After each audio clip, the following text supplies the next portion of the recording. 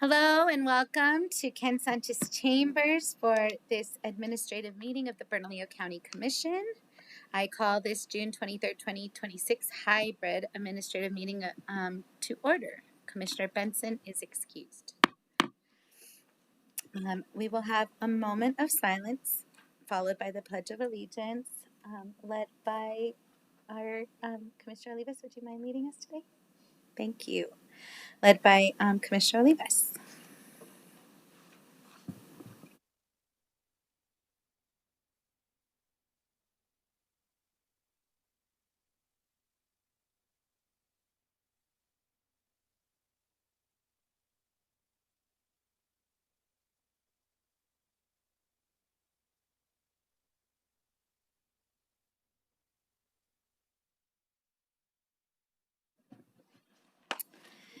Thank you.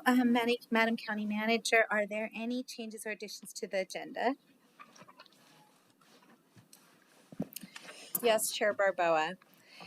For a late addition, an item sponsored by Commissioner Olivas is requesting that item 3A, Bernalillo County Charter Amendment, be added to the agenda to be heard as an item under 8A under adoption of ordinances / amendments to county code.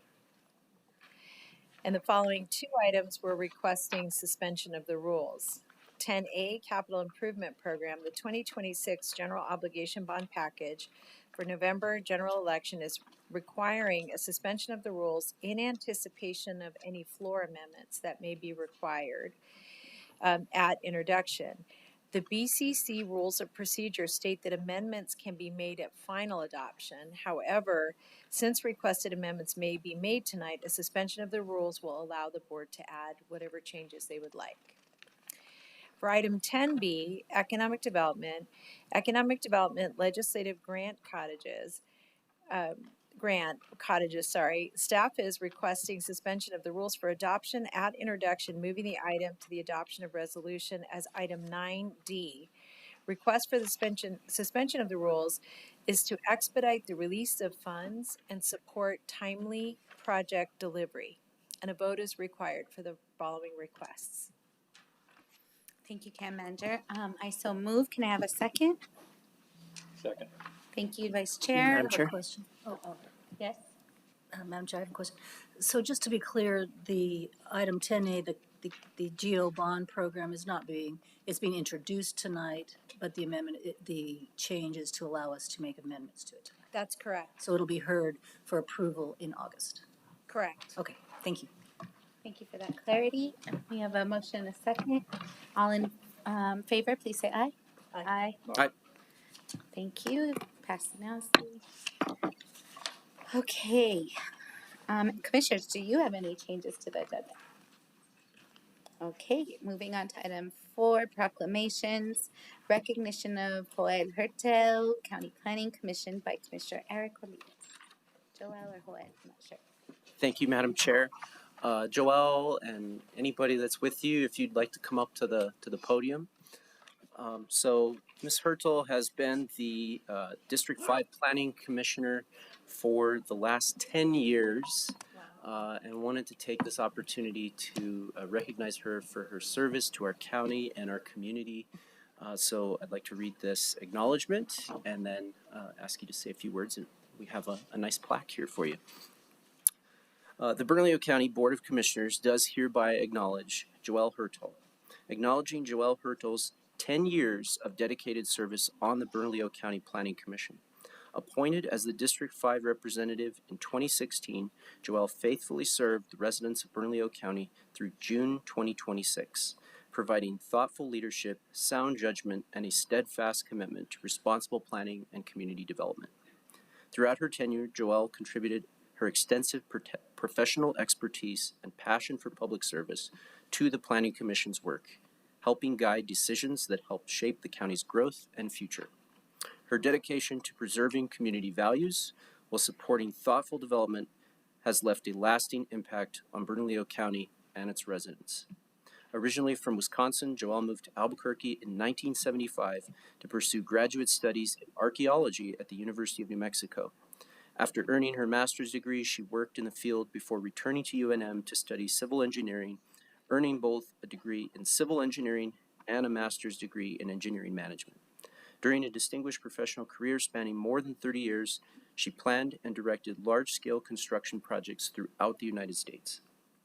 Following her retirement, Joelle returned to New Mexico and settled in the East Mountains, where she has continued her commitment to public service as a volunteer with the United States Forest Service since 2014, coordinating heritage restoration projects and helping preserve important cultural and historical resources. The Board of County Commissioners extends its sincere gratitude to Joelle Hertel for her decade of exemplary service to the Bernalillo County Planning Commission and for her many contributions to the residents of Bernalillo County. Her dedication, professionalism, and civic leadership are deeply appreciated and deserving of our recognition. Please join me in a round of applause for Joelle.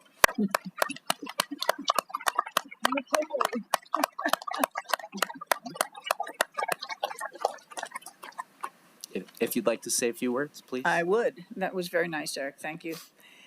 It's a little unfamiliar being on this side of the dais because I've been sitting up there for 10 years and as chair for the last 3 years. I would have preferred to have completed my term as chair, especially given the really sensitive case that you have coming up for July. And I'm sure you're aware that case has already made the front page of the Albuquerque Journal. I'll miss being able to run that meeting, but I will not miss the amount of reading and work to prepare for that case, or actually any case for the Planning Commission. It's important to be prepared for those meetings. It's respectful to the applicant, the agent, the public that might testify, and even the staff who's prepared case reports. Reading staff reports and backup takes a lot of time. It's a few hundred pages, but it allows the commission members to make informed, unbiased decisions in accordance with county policy as well. And this is what your constituents deserve and expect. I wanted to acknowledge Commissioner Wayne Johnson because he was the one that first appointed me in April of 2016, and he saw my background as a civil engineer and the 25 years I had managing multi-million-dollar construction projects all over the country. I was a senior vice president of a national construction company. And Wayne saw that those credentials would be a good fit for the Planning Commission, and I enjoyed the years working there. And following Wayne, Commissioner Piscotti continued that appointment. I would be remiss if I didn't mention what a pleasure it has been to work with the planning staff. Nick Ham and Elvira Lopez are professional, polished, knowledgeable, and with their staff always present clear staff reports after a thorough analysis of all the case details. That department is a credit to the county. So thanks for your support of me, Nick, and supporting all the commission members. And that concludes my remarks and my 10 years of service. Anybody have questions? Thank you so much, Ms. Hertel. Sorry. I just wanted to make a quick comment before you receive your plaque, and I wanted to thank you on a personal note. We talked when I was coming in, so I understand your work, but as a young planner, I went before the CPC and the EPC, and shaking in my boots where you're standing now, but the importance of a well-educated, well-read, committed planning commission cannot be overstated. It's a volunteer job. It's one of the hardest volunteer jobs we have. And so I really thank you, Joelle, for the 10 years of service and your good decision making. Thank you. Okay. If you'd like to come up, we'd like to give you a plaque and take a picture with you.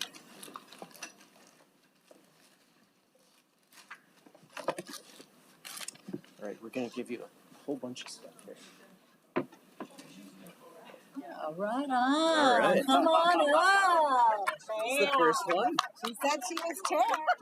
Yeah, I'm right up there. Got a certificate for you. And Come over to the middle. two flowers. Yeah, you get in the middle here. All right. Okay. How pretty. Yeah, lovely. Spelled my name right and everything. Yeah, Good. I'm glad you got that right. Well, thank you, Joanne.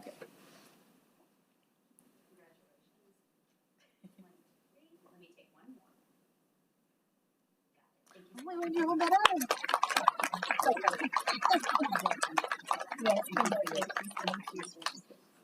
Thank you for your service. Okay. Thanks, Eric. Take this. Can I help you down? Too much stuff. No, I got it. You sure? Sure.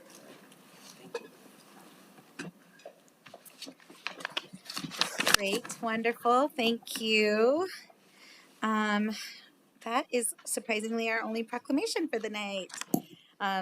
So item 5, public comment. We will now move on to public comment. Before we hear communications, each person has 2 minutes and you will be alerted about your remaining time. When your name is called, please make your way to the podium if you are speaking in person. Before making your statements, please state your name for the record to maintain order and decorum in the spirit of professionalism and respect for everyone present. Speaker must adhere to the 2-minute time limit.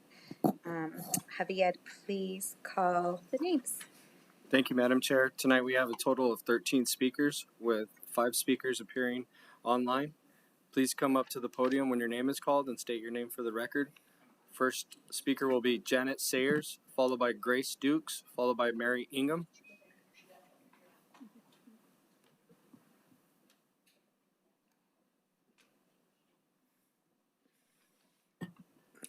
Welcome, Ms. Sayers. Yes. Good evening, Madam Chair, members of the Commission. My name is Janet Sayers, and I'm Chair of the Library Advisory Board, which represents all of Bernalillo County. And I'm here tonight to support the designation of $2.5 million for library materials to be on the county's bond issue this November. The Library Board deeply appreciates that this is increase from the 2024 amount for materials. I want to thank the Bernalillo County staff and CIP Director Kathy Court for having the information on the website in a way that the general public can see it and understand it and see the various projects. And I also want to thank the Commission for its commitment to a unified library system that represents all of Bernalillo County and cooperates with the city of Albuquerque. And so your support of library materials literally touches every county resident from Carnwell and Sandia Park to Los Padillas and Mountain View, from Four Hills to Paradise Hills and Nob Hill, South Broadway to Old Town and the North Valley. So it is all of us that live in Bernalillo County. I also wanted to mention that the materials budget is going to provide for large print books for seniors like myself who, I still like paper books. I haven't gone electronic yet. But books for kids, teens, it has books in multiple languages, databases that people use for just a variety of things, and also your licenses for your ebooks and for your audio ebooks. And lastly, I want to say that the county's percentage of the budget that they put into CIP is about 3 times what the city of Albuquerque puts in. And so we really appreciate the county's commitment, and thank you again for letting us speak tonight. Thank you. Grace Dukes, followed by Mary Ingham, followed by Julia Clark. My name is Grace Dukes. I'm here to speak about the county's contract with Flock Safety. Flock runs the license plate cameras the sheriff's office uses. Every car that passes one gets logged. The plate, the time, where it was. Put a whole network of those together, running every day. Over time, you end up with a pretty detailed record of where people go. That doesn't stay here. The sheriff's office has said it shares data with 88 other agencies, some of them in Arizona, Colorado, and Texas. I want to be clear that this isn't hypothetical. We have already seen this go wrong. A Texas officer ran a search across this network and wrote down his reason as had an abortion, and that search reached cameras here in New Mexico. Sheriff Allen has been straight with the public about the risks. He caught one of his own deputies misusing the system and cut him off. I appreciate that he's been honest about it, and I think that honesty is exactly why he wants stronger guardrails around this. SB 40 helped. The new Driver Privacy and Safety Act even names gender affirming care as something that's protected, which matters, especially for me as an openly transgender woman and a medical refugee from Texas. But it leaves some real gaps. A lot of it comes down to trust. An out-of-state agency just signs a form promising not to misuse our data and nobody actually checks. Somebody can type investigation as their reason and nothing flags it, which is more or less how that abortion search got through. The law also doesn't say how long any of this can be kept. APD still holds on to plate records for a full year, and none of it reaches the feds, with FISA Section 702 letting federal agents look through our data without a warrant, and NSPM 7 that lists radical gender ideology as something to go looking into as terrorism. I'd ask you to think about what those cameras are writing down. Who parked at the abortion clinic? Who showed up to Pride? Who came to a protest? When the federal government is treating gender ideology as something to investigate, that gets dangerous for queer people and fast. Please rethink your contract with Flock Safety or end it altogether for our safety. Thank you. Thank you. Mary Ingham, followed by Julia Clark, followed by Dr. Geraldo Cianello.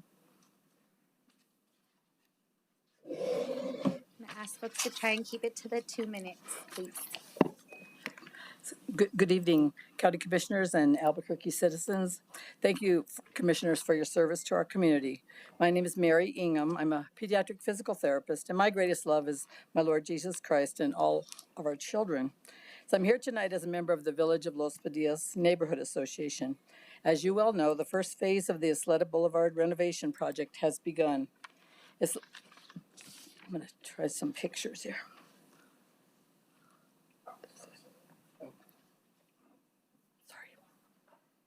You just push the button? No.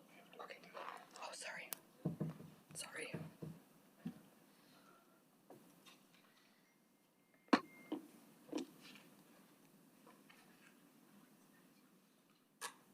there it goes. No, it's not. Perfect. Thank you. That's great. Thank you. Sorry about that. Let's see. Isleta Boulevard was part of the ancient El Camino Real Road from Mexico City to Santa Fe.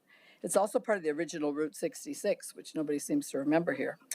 So our area is historic, and all the written plans acknowledge that fact. The implementation of that plan does not seem to happen. Several of our members have tried very hard, including myself, to track and provide input on the project.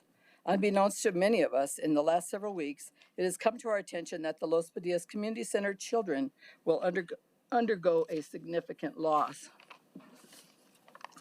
Los Padillas. Ma'am, you're going to run out of your 2 minutes, so maybe you want to keep speaking. All right, I'll just. So the current plan is for the only 2 cottonwoods on the far south part of Isleta Boulevard to be uprooted, as well as several feet of grass. They are located in the shady play area of the Los Padillas Community Center. The beautiful trees will be replaced by a turn lane with a rainwater catchment area beneath it. I have 34 petition signatures, but everyone I've talked to in our area would very much like you guys to consider prayerfully that this be reconsidered. These beautiful trees are very important to us. Thank you very much. Thank you, ma'am. Thanks for the pictures.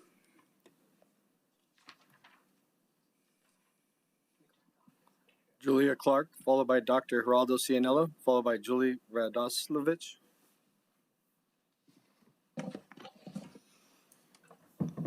Thank you. Hi, thank you so much for the opportunity to speak with you. Thank you for your support of public libraries in Bernalillo County and for the proposed $2.5 million dollars for the bond for the library materials.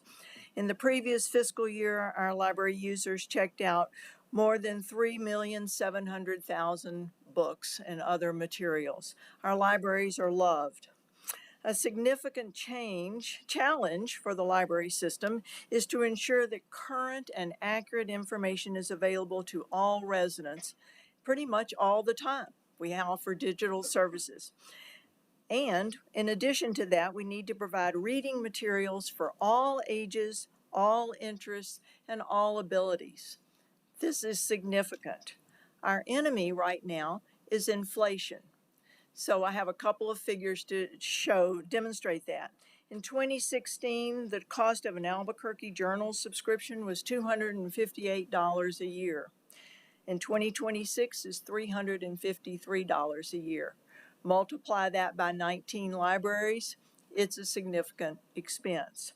Another way to look at it is that a hardback book, which cost $30 2 years ago, costs $32 this year. In addition, the publishing industry has ceased to print mass market paperbacks, only trade paperbacks. So rather than an $8.99 mass market book, we're paying $18.99.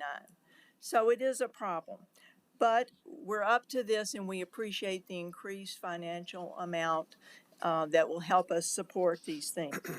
One of the things that's great about Bernalillo County is our voters support this initiative. In 2024, 72% voted in favor of the library bond. Thank you so much. Thank you. Dr. Geraldo Cianello, followed by Julie Radoslavich, followed by Mary Herrera.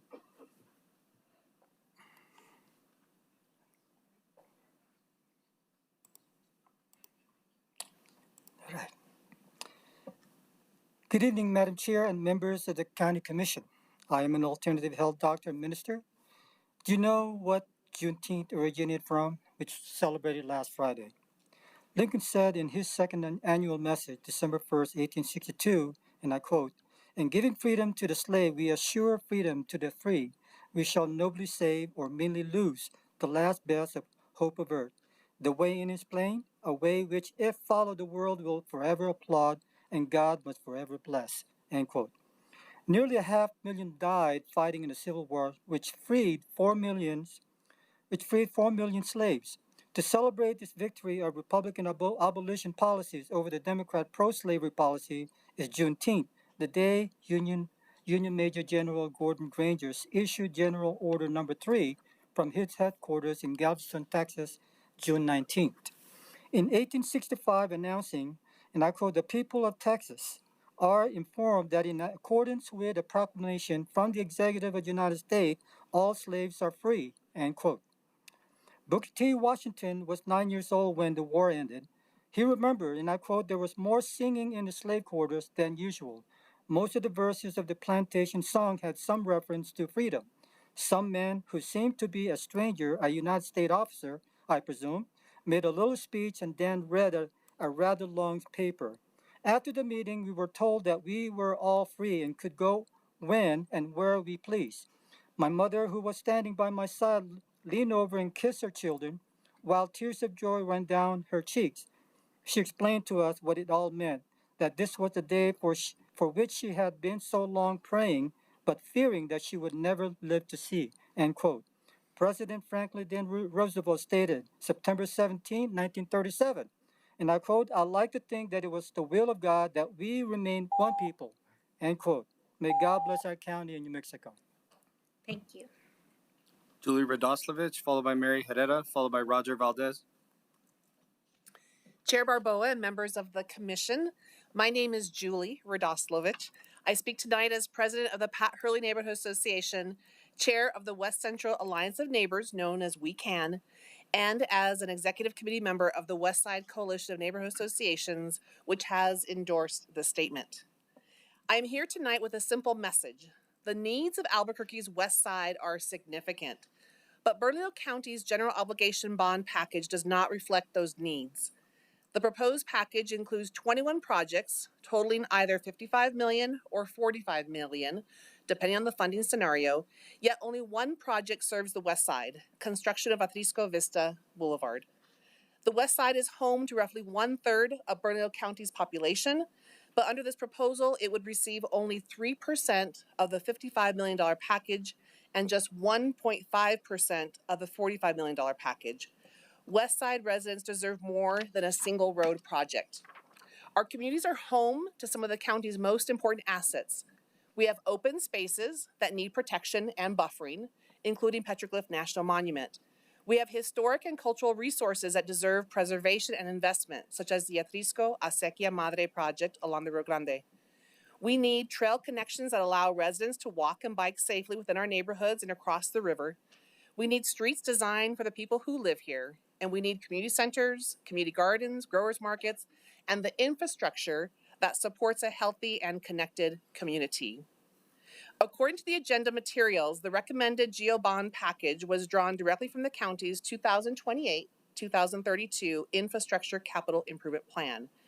If that is the case, I must ask, is a single road project truly the only priority identified for the fastest growing region of Bernalillo County? I urge the Commission to revisit the package or ensure that the county's investment reflects the needs, priorities, and population of Albuquerque's West Side. Thank you. Mary Herrera, followed by Roger Valdez.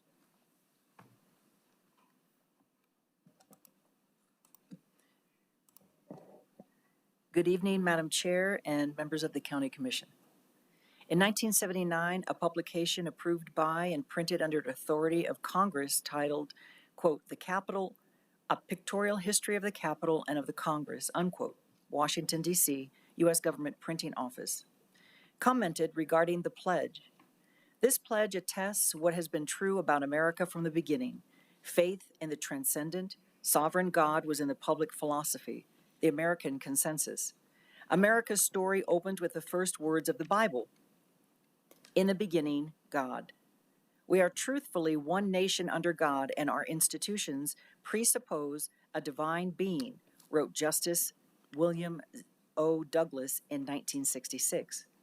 Only a nation founded on theistic presupposition would adopt a First Amendment to ensure the free exercise of all religions or of none. The government would be neutral among the many denominations, and no one church would become the state church. But America and its institutions of government could not be neutral about God.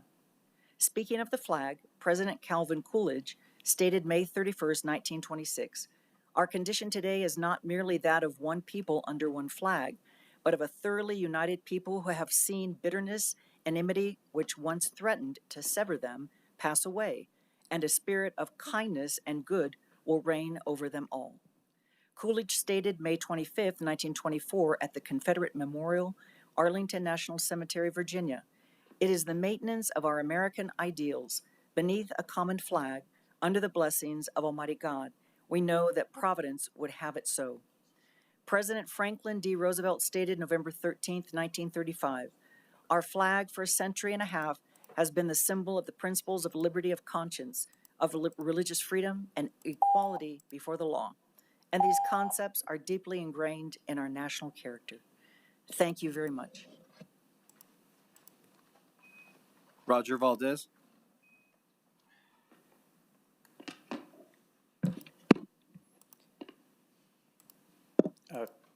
Chair Barboa, Commissioners, I'm here today to support the resolution that would accept $1,960,000 for the cottages at 161 Chama, 20 units of affordable housing that will serve the International District and the surrounding community.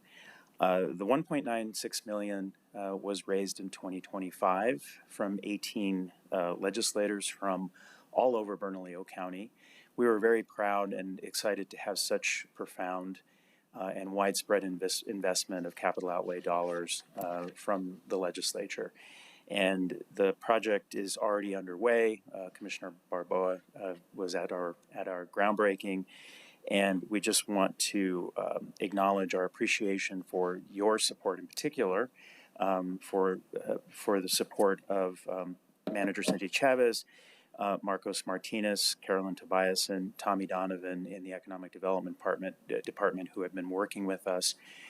We also moved $1.8 million in funds, and we are now underway and should be pouring footings and foundations soon. and we expect this project to open in May of next year. So we are very excited, very pleased, and just want to say thank you to Bernalillo County for moving these resources to us, and for providing for housing for a much needing segment of the continuum of housing. So thank you very much, and we look forward to working with you on this project and others in the future. Nicole Finch.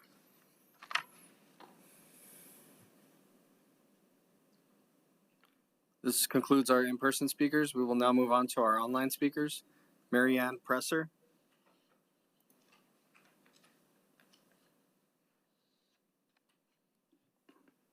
Hi, good evening. Hello. Madam Chair and Commission members, my name is Marianne Presser. I am a new member of the Library Advisory Board representing the county at large, and I reside in Commissioner Benson's district. Like my fellow board members before me this evening, I want to express my appreciation and support of the increase in the aggregate principal amount of the general obligation library bond issue, which will appear on November's ballot, from $2 million to $2.5 million. I was born and raised in Albuquerque. I've been a user of our library system since I can remember. My mother took us to Prospect Park Library, which is now Tony Hillerman, at least twice a week when I was small. I continued to visit one or more libraries several times a month. So that equates to about 60 years of watching our system grow and meet the needs of our citizens in ways that I could have never imagined when I was little. Our libraries go way beyond borrowing books. There is the digital component. My book club won't even consider a book unless you can check it out in paper form or digitally. The media that can now be checked out and viewed or listened to at home, special collections and genealogy resources, cake pans, and free museum passes that I've just turned several friends that are grandparents onto. Not to mention the many events held at various libraries for all ages. The cost to keep all of this running and improving is, as you know, not inexpensive, especially in our current economic climate. The $500,000 increase for the library general obligation bond issue, if approved in November, will ensure that our library system stays robust and available for all Bernalillo County residents. And I thank you again.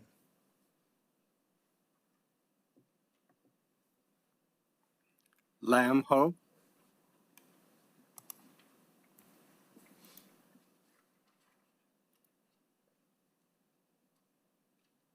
Hi, everyone. Can you hear me okay?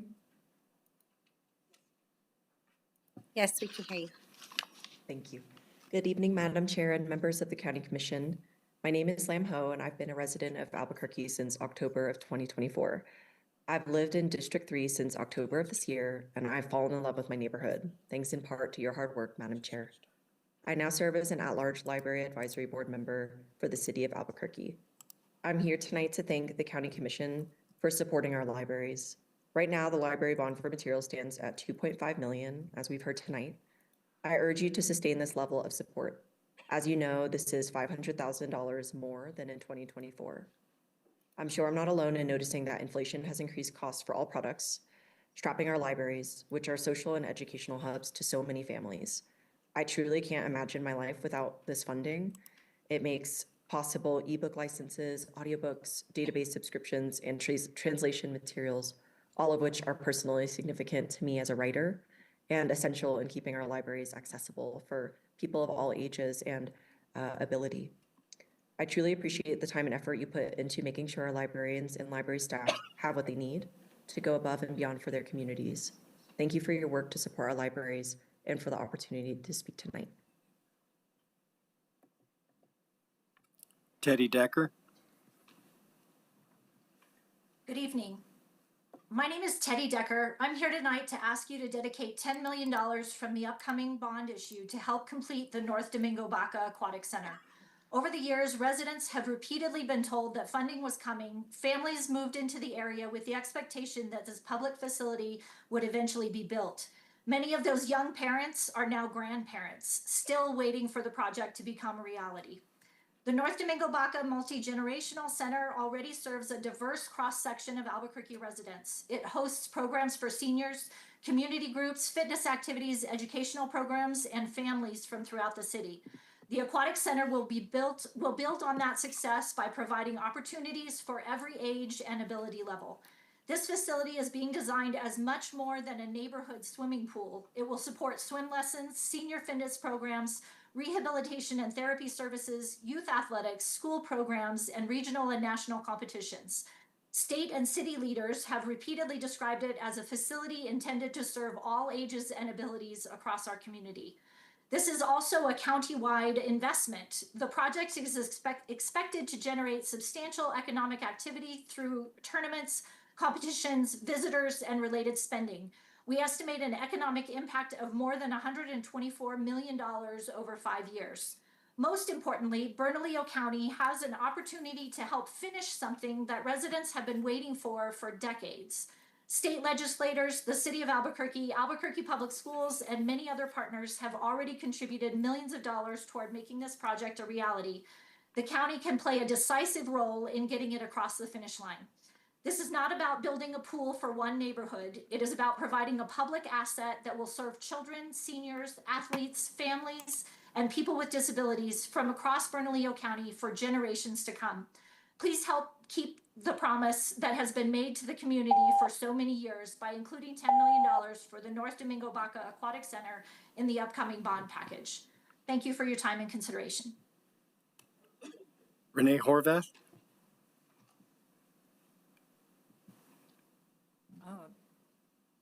Oh, good evening. I hope you can hear me. We can hear you. Thank you. Thank you. I just want to say, I want to echo what Julie Radoslovich, her comments that she made a few minutes ago, that the West Side is growing very fast, and we do have a lot of needs out here. And it's not just, paying for a Trisco Vista Road, but we have other needs as well, as she mentioned. I do want to focus on open space. We need the West Side Coalition, who I'm also with, has supported more buffer for around Petroglyph National Monument, which I know you guys have helped with, which I truly appreciate. But if there is any opportunity for us to acquire funding to help in our efforts to preserve some of our unique landscapes of Albuquerque, then we should look for every opportunity to do so. So since you're looking at the GEO bonds, maybe there's an opportunity here, or there may be other opportunities down the road. I do know that the city of Albuquerque is looking to update their open space acquisition maps, and maybe the county and them can work together on that. But I just want to bring that awareness to you that now's the time to look at how we can get funding to help preserve the things that we value. So that's what I want to share with you tonight. So thank you very much. Thank you. Thank you, Madam Chair. This concludes our public comment. Thank you so much. Thank you, Javier, and to all the people who came out to voice for public comment this evening. We'll move on to item 5A, Community Services. Mr. Jason Kasuga to present on the Atrisco Acequia Madre project. Sorry if I butchered your name. Control. Okay. I don't know if that's easy to see or not, Madam Chair.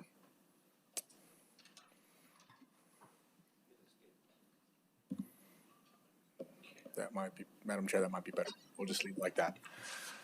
Madam Chair, members of the Commission, on behalf of the Middle Rio Grande Conservancy District and its Board of Directors, greetings. Thank you for the opportunity to be here on this very hot and dry day. Normally, I'm not here talking about projects like this. I'm usually talking about water, but I note that there's very little water in the river and for other places, and that it's a very warm day outside. So with that, I also want to say the Middle Rio Grande Conservancy District, as you are aware, we're a public entity that spans multiple counties, and we provide public service in the realm of irrigation, flood control, and the management of groundwater through our drains. And it is noted that we do that through multiple counties. And it would be impossible for us to do our job and to do it well without the partnerships that we have with our municipal partners and friends. Like Bernalillo County, like Valencia County, Sandoval County, Socorro County, and the different municipalities in there. So I come as a partner and one to say thank you for the great partnership that we do have with Bernalillo County, and that speaks to the team that you have here and the people that we work with regularly on diverse issues, most of the time not around water, interesting enough, for a water agency like ourselves. So with that, Madam Chair, thank you. And I will jump into this update on the Acequia Madre project.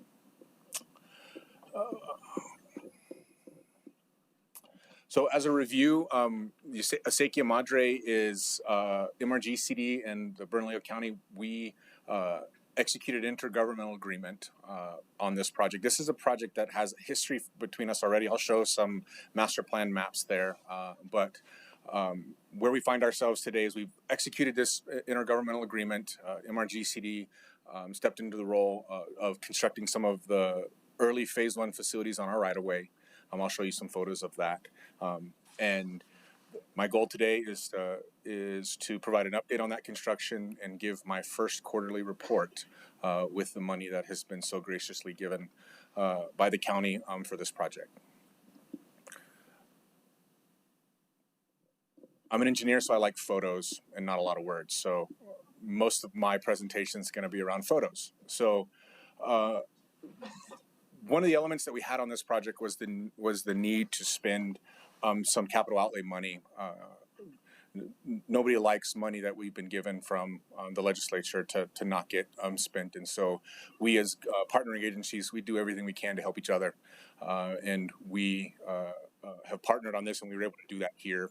On the photo on the left is the culvert crossing of Central Boulevard on the Acequia Madre before construction. That's what it looked like on the left. It was a much narrower section. This is important, and you'll see it when I get to the maps, because this will be the entryway to this Acequia Madre project. As you come off Central at the intersection right there of Central and Sunset, this is an important intersection because ultimately this will be the primary entrance. So we need to create a safe entrance for folks to be able to make turns in and then get on MRGCD right away and then ultimately get into the project site. And again, I'll have some photos of that. We were able to take the funds through the partnering agreement with the county and get it to a contractor quickly, and they began work. The photos of that work are on the right. You can see the construction right away. The design specifications were pretty standard for a box culvert extension. These specifications came from a design firm that also just took a look at what NMDOT requires, and we're able to get those plans on the ground and built relatively quickly.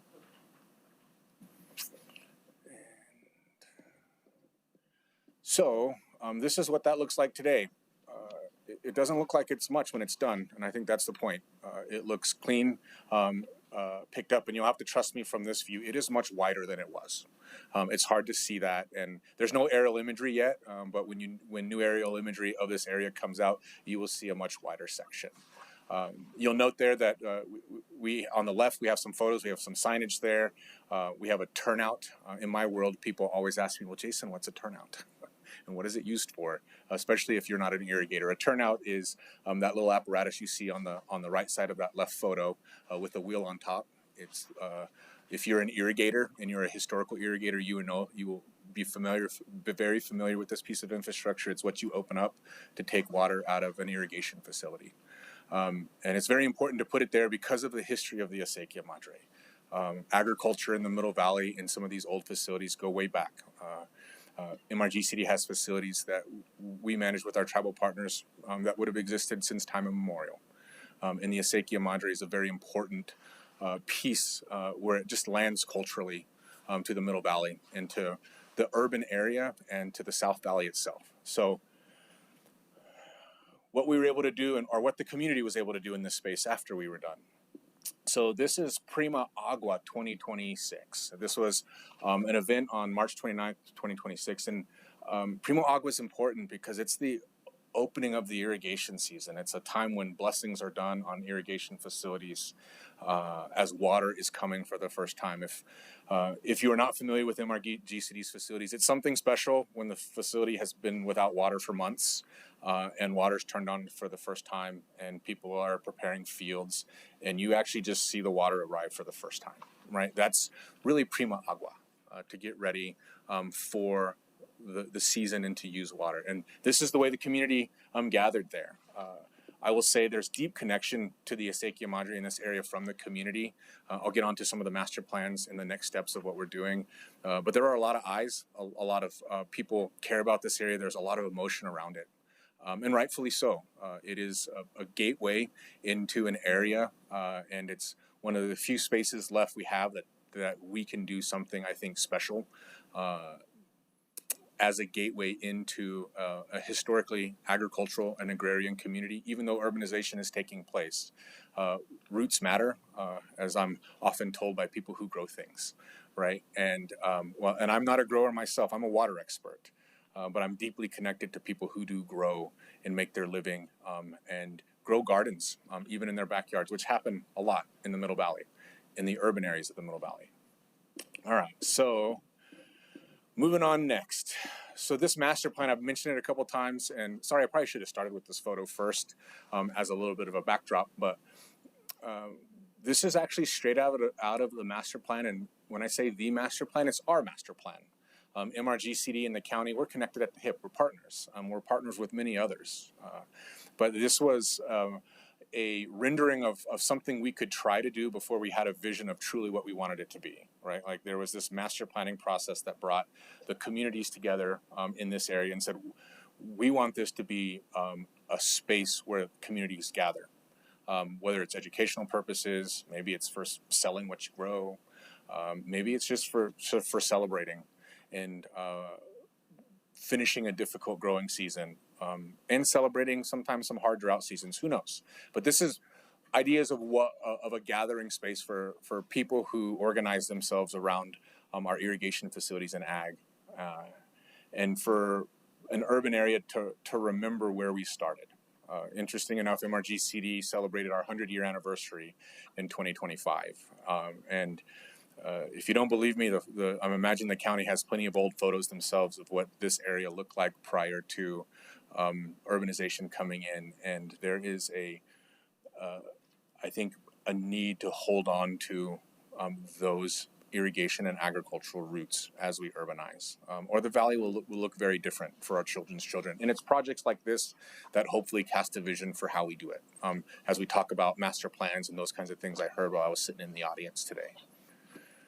All right, so getting on to where we're going now.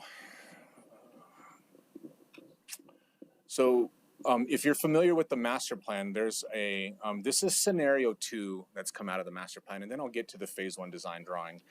This is important to put up as we talk about the next steps, because phase 1 is a very much smaller portion than what you're seeing on the screen. But if you were part of and attended the public meetings, this was the scenario the public was really coming around of what this space could turn into. And you can imagine what this would look like just right next to the biopark, right? You're on the other side of the river and the biopark's there. And then now you're moving along Central into the South Valley, into the gateway on Central. And it would be one of the last green spaces before you move into that urbanization and that redevelopment area that folks are looking at. And it can't be understated, even in drought, the importance of green space, the need for us as communities to value communal green spaces, as we may lose some of those in our homes due to drought, and being able to have grass and those kinds of things. So thinking creatively about projects and some of these historical areas and valuing green space and how we bring communities together. And that's very much on the heart of our partners in the South Valley and some of the neighborhood associations who are part of partnering with us on this. All right, so I've shown you some of these planning elements, and now we'll get to the drawings of phase 1. So next steps, like what is MRGCD going to do with the money that we've gotten from Bernalillo County? We've finished that first little piece that we needed to get. that box culvert, that entry. The next piece is we're going to jump in to really completing the actual construction of phase one, which, if you remember the map, it's that little central piece that is solely on MRGCD's right of way. We don't need anything from anybody else. We're going to do that in our commitment by partnering with Bernalillo County and our other partners on there. We have great partners: City of Albuquerque, ABCWA, CESOS, the South Valley Regional Osaki Association, and again, there's a lot of voices and a lot of energy behind this. And so we're looking forward to moving in, finishing phase one, putting our funds as well as some of yours to the phase two design. If we have anything left over, we're going to prioritize on getting phase one built, and then beginning to advocate for funding on how we get this built out together, how we approach and finish our coordination with the city on access to those MRA properties. And when I say that, the properties here in this map, in terms of future connection, those are actually City of Albuquerque properties that fall under the MRA, Metropolitan Redevelopment Agency, I believe is what MRA stands for. So that will also be part of the work that we are doing in partnership together as we look to implement the full vision of the master plan. So, Madam Chair, members of the Commission, that's my update. I think we've also turned in our quarterly update as well, the actual paper version itself. I got a thumbs up there. My staff got that in. So with that, Madam Chair, I will stand for questions if that's appropriate. Thank you so much, Mr. Kazawa. I think, yes, Commissioner Barberbach. Thank you, Madam Chair. And Mr. Kasuga, thank you so much for that just beautiful presentation and music to my ears. And that last slide, I want to say that the MOU with the city has been finalized between the MRGCD and the city. Is that right? So, that's for the access, the access over the culvert that you built. I do not have the signed document, but it is routed for signature. All of the elements are finished, and I'm waiting for them to sign, and I am authorized to sign as soon as I receive it. Great, thank you. The importance of that, this has been a project actually 20 years in the making, and one of the parties that we didn't have on the slide is WECAN, the Central Alliance of Neighbors. So that's another, it's a real community effort that's been in the works for many years. But since 2019, this planning process, this community outreach has been going on. So that particular culvert, although it's underground, I mean, it is a huge step in the direction of now we can do some pretty stuff. You know, I mean, the culvert, to me, that culvert shot was beautiful. Yes. And don't I'm do not too an much. engineer. So I just wanted to say thank you to the Conservancy District, the Water Utility Authority, City of Albuquerque, and Bernalillo County are all partners in this. And lastly, I will just say that this truly is a celebration of Acequia culture and the sense of place. These places are dwindling and fewer and farther between. The drought is an example for us to save these places so that we can build the next stewards of our land and waters and our children, because we must educate them about what our Acequia system is, the importance of water conservation, all of those kinds of things. And this place will be that. And so that's the larger vision. And so I just really wanted to thank you for coming forward and continuing. This is a continuation of the partnership. So, Thank you. Yes, Commissioner Frank Baca, Vice Chair. Yes, I'd like to echo those comments. It's a great presentation, great materials, by the way, that you provided. Lots of great information, lots of pictures, and very impressive work and planning. I guess I think echoing your comments and Commissioner Barber-Baca's comments, I really appreciate your highlighting the cultural and historic significance of this project into the South Valley. And I talk about that a lot on this diet. I think probably my colleagues and staff are perhaps sometimes get tired of hearing me talk about it, but it's one of the aspects of our community that is so important. And I appreciate you from a technical engineering standpoint, standing up there and saying what I've been saying or trying to say for the last year and 4 months. That is truly an asset, truly a gem, truly a jewel of our community. And it is valuable to fight for, to preserve. And it brings so much life to our community, and I was so happy to learn about this project. And I've been to the Primera Agua events once or twice, and you're right. It's part of the community, part of the culture, it's part of the history. I just really appreciate the work that's gone into that. I guess the only question I have is, and it's regarding the city space that is subject of MRI, and that is still something. Is that still involved? There's still negotiators involved in how that probably will eventually be used or incorporated into this project. Yeah, Madam Chair, members of the commission, that's correct. We're still in those discussions. I know that we have support from the city councilor in that area, Joaquin Baca. Those conversations are going on. So we don't have ink on anything on pieces of paper. As you know, this is an interesting area because in terms of land transfer versus operating agreements, it's hard to dispose of property. And I don't actually even know all the rules around property that's in MRA's hands, but even among governmental entities, there are rules of how we can get access to that. So the fastest way possible would be some sort of layering operating agreement. Us as governmental entities can enter into those using our authorities, and property doesn't necessarily have to change hands. So we're still having those conversations. I know that the folks at Bernalillo County are still part of that with us and having those conversations. And I need to reiterate, the work that you saw there, MRGCD was on the back end of implementing it with a lot of work done by county staff to get us there. So I can't impress upon enough to this commission the work done by county staff. MRGCD is doing a presentation of our contractor constructing it, but that wouldn't have really been possible without the work that the county staff did on working through the design drawings and doing those kinds of things. So it was a natural partnership. It was in MRGCD's right of way. We appreciate that partnership, and that can't be understated. Thank you. Yes, Commissioner Olivas. I just wanted to thank you for being here, Mr. Kasuga. It's always good to see you. I know this is kind of a tough year for you, I'm sure, up and down your service area, but it's nice to hear you talking about something positive in a year that's, otherwise not going well in the water world. But just thrilled that the county's investing in this, and, kudos to Commissioner Baca's leadership pushing this through. This, started when we started, and she put this project forward, and here it is actually coming to fruition, and I'm just so excited that the county's continuing to invest in this. It's worth investing in our history, our culture, our farms, our farmers, our irrigation. It's part of who we are. So I'm excited about that. And I have one question. Do you have any idea what the overall cost of all of this might look like? Madam Chair, members of the commission, I don't yet, because we really need to, one, answer the question, when are we going to get access to those properties, and then ultimately, what does it look like?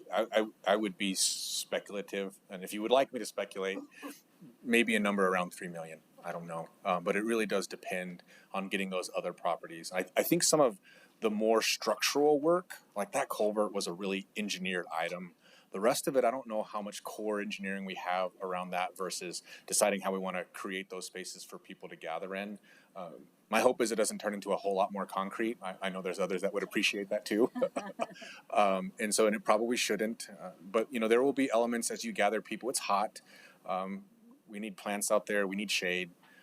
And those things cost money too. So if I had to throw out a number on the high end, I'm hoping it wouldn't be more than $3 million total, with a lot of that hard concrete level infrastructure out of the way with the culvert. But there are still some elements around the irrigation that we could look at in some of the practices of lining canals with types of liners that would allow vegetation to grow. There's an opportunity there, I think, as we discuss the project in the next phases, to show what conservation looks like in an open channel system. And so that might cost a little bit more money. Unfortunately, conservation is needed, but it's not always the cheapest thing. Thank you. Thank you. And I just want to also say thank you for the presentation. As a sequiera, I would say that I really appreciate the presentation, and I think of our culture. It is our culture. Even that's not a working turnaround, right? It's it's symbolic, but it it runs deep for those who know. So thank you for that. And yeah, thank you for the presentation. Thank you, Madam No Chair. other further questions? Thanks. Okay, on to item number 6, consent of approval of consent agenda. Madam Clerk, please provide an ordinance number for item 6F and a resolution number for item 6G. The consent agenda has been published and made available to the public. Yes, Madam Chair. Item 6F is Ordinance 2026-9. 6G is AR 2026-63. Thank you, Madam Clerk. I move to approve the consent agenda. Can I have a second? Second. Thank you, Commissioner Olivas. All in favor, say aye. Aye. Aye. Thank you. That passes unanimously. On to item 8A. 8A. Okay, Bernalillo County Charter Amendment. Commissioner Eric Olivas. Thank you, Madam Chair. So, yes, I'm really excited to be introducing this item to the commission, to the public, to everyone present. This is something that I've thought a lot about since I first got into this gig. What are the barriers to entry? We've talked about this with regards to salaries for elected officials.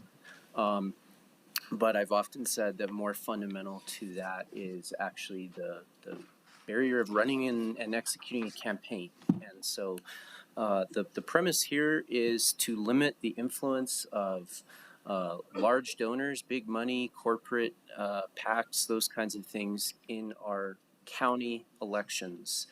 And so what is being presented here today is the Open and Ethical Elections Ballot Initiative. And the idea behind this is to ask our voters, the voters of Bernalillo County, to allow the county to set up an optional public financing system for county candidates. So this would only apply to candidates for commission, candidates for offices like clerk, sheriff, etc. And because of our home rule charter, we do have that authority to set up these kinds of systems, just like the city of Albuquerque has. And so I want to be very clear, we're not adopting a particular system tonight. We're not necessarily opining on what that does look like.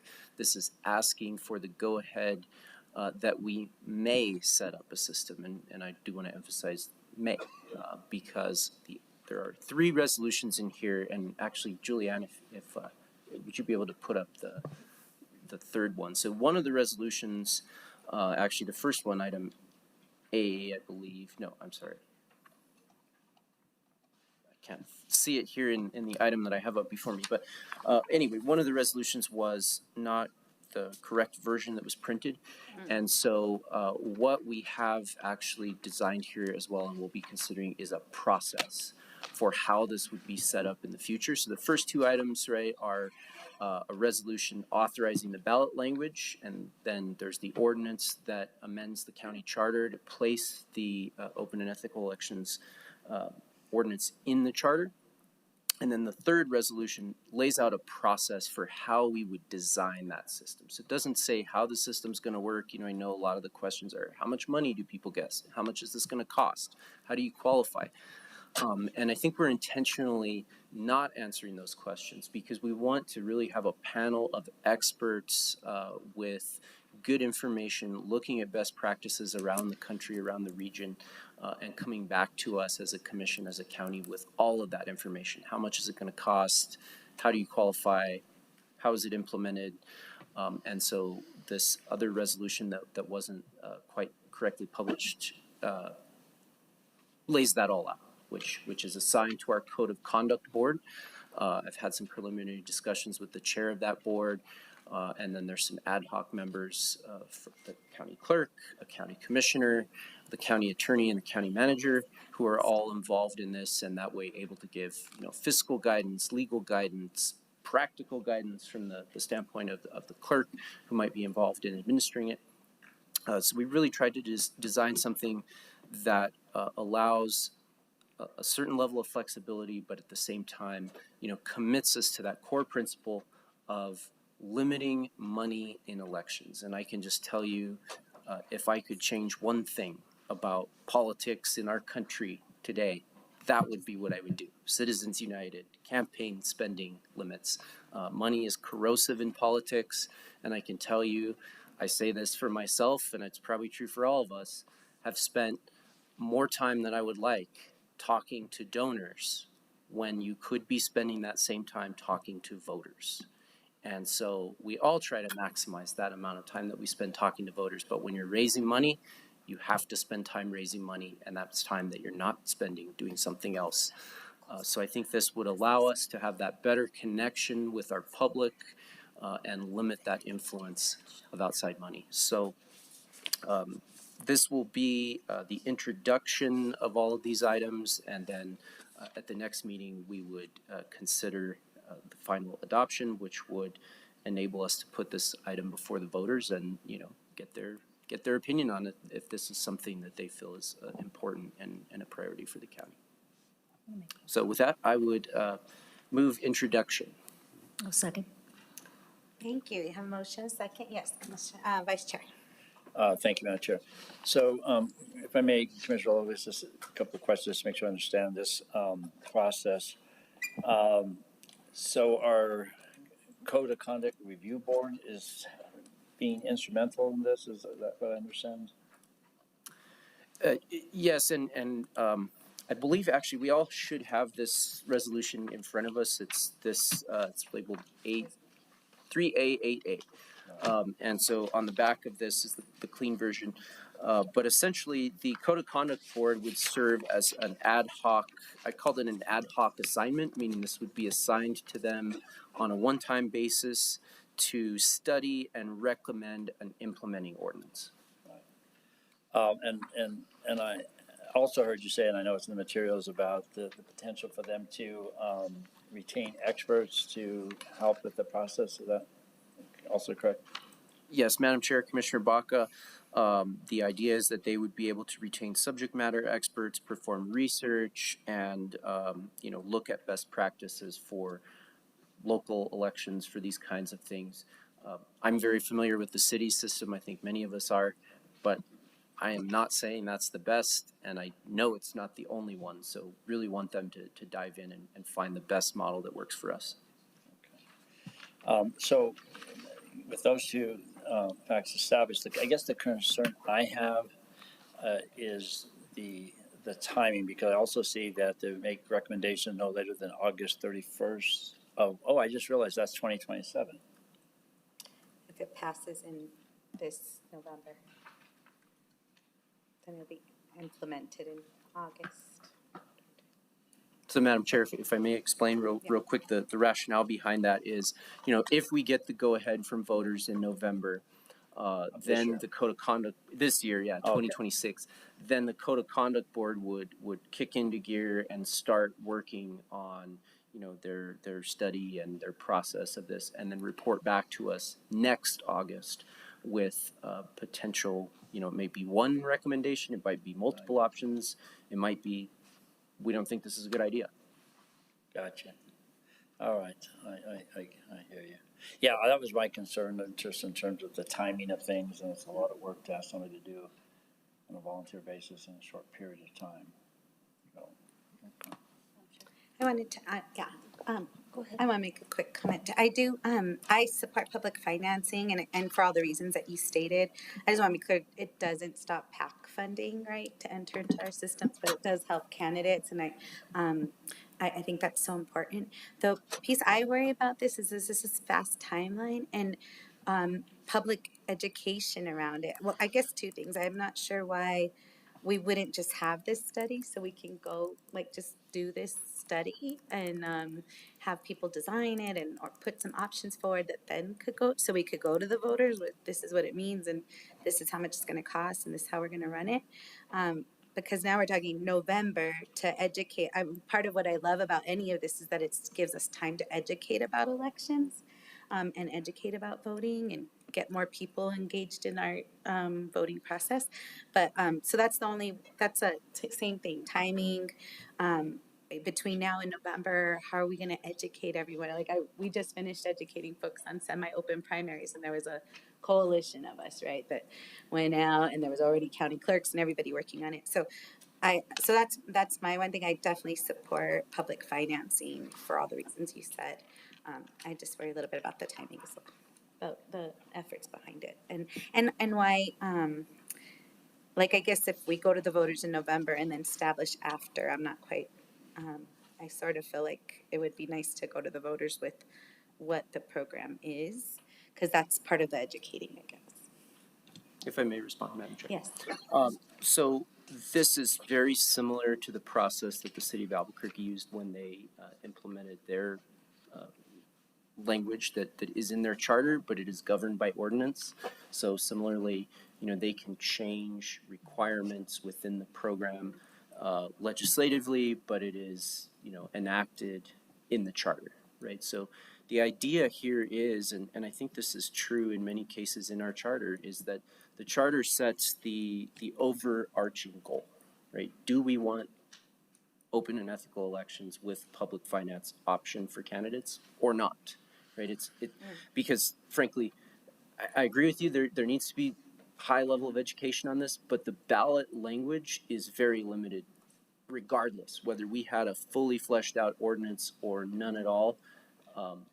We have a couple of sentences. So we can't say all of that in that language regardless. And so I think that's part of the rationale. And the other thing that I'll just say here, quite frankly, is that the sooner we lower the influence of big money in our local elections, the better.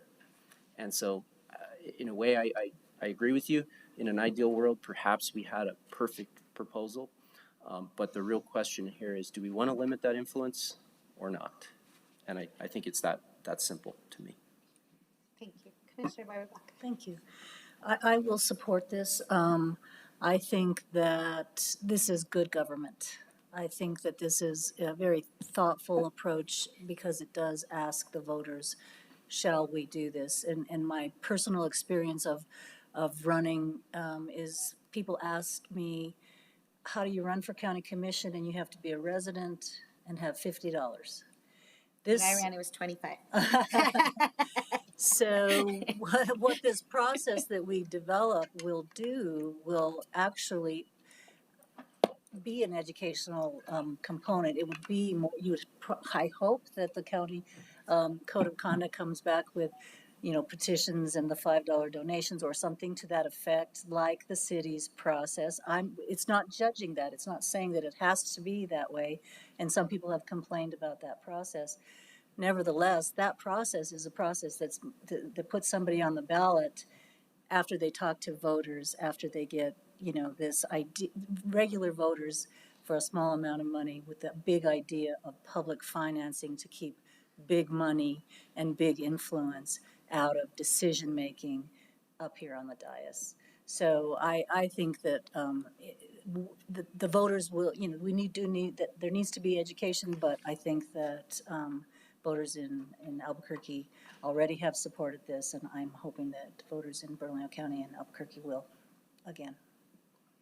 Yes, thank you. I believe people will vote for it. I just think it's an opportunity to educate our public on it, but both that. So thank you. Yes. So thank you, Mr. So just one last question, so I'm fully understanding the process. So between now and the next time it's presented to the commission, August of this year, correct?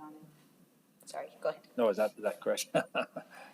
What was the question? I'm sorry, Madam Chair. The next time it's presented to the county commission will be in August of this year. For a vote. Right. This is introduction. Right. And we will vote on it in August. Okay. So is there anything going to happen between now and then that vote? I guess that's my question.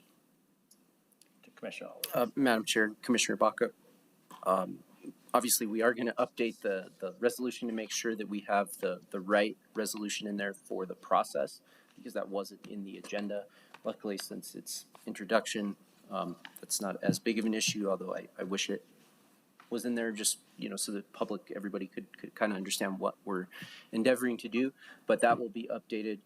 I've neglected to mention this when Chair Barboa mentioned this. I am working with New Mexico Voters First and some of the coalition Common Cause that specializes on working in these elections issues, and so they have reviewed this. They do support this, and so we'll continue working with the coalition and building that education campaign and all of that. We've just been on a very short timeline here to get this introduced and moved forward as we were waiting for some legal questions to be answered about the charter and home rule status and all these things that has taken some time. But no major work that I anticipate, but open and happy to have any suggestions. Yeah, I'm just wanting to understand the process. Initially, I thought the committee recommendation was due in August of this year, which obviously concerned me, but it's not. It's August of 2027. But so there's not an intention to have any real public dialogue or discussion between now and August of 2026, that meeting. Is that correct? Correct. Beyond our normal, open process, public comment, writing, listening, etc. Okay. All right. I'm just make sure I'm trying to understand the process. I think I as well generally support the concept, but oftentimes the devil's in the details and making sure that it is a good process and something that's accessible to people. And I've never had to do that, but I've read about people who have gone through that process, qualifying. It seems like it's a very rigorous process, and some people found that was not helpful at all. In fact, just the opposite of trying to get financing through that $5 requirement. So, all right. Thank you. Thank you, Vice Chair. I would just also, I definitely support public financing, and glad you brought this forward. I would love to know, just for my own education, because I've never totally understood, do you know where the money, like in the example of Albuquerque, right, of City of Albuquerque, they raise so much money, it's not the money they get to spend. Does that come out of their general budget?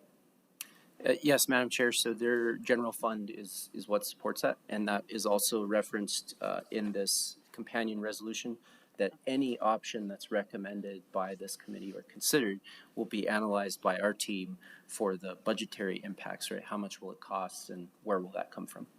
Okay, great. Any other comments, questions? We have a motion and a second. All in favor, say aye. Aye. Okay, that passes unanimously for introduction. Return on August 4th. Thank you. Madam Chair, is that right? August 4th? August 11th. Oh, sorry, August 11th. That's my son's birthday. I don't know why I have August 4th in my head. Okay, great. On to item number 9A.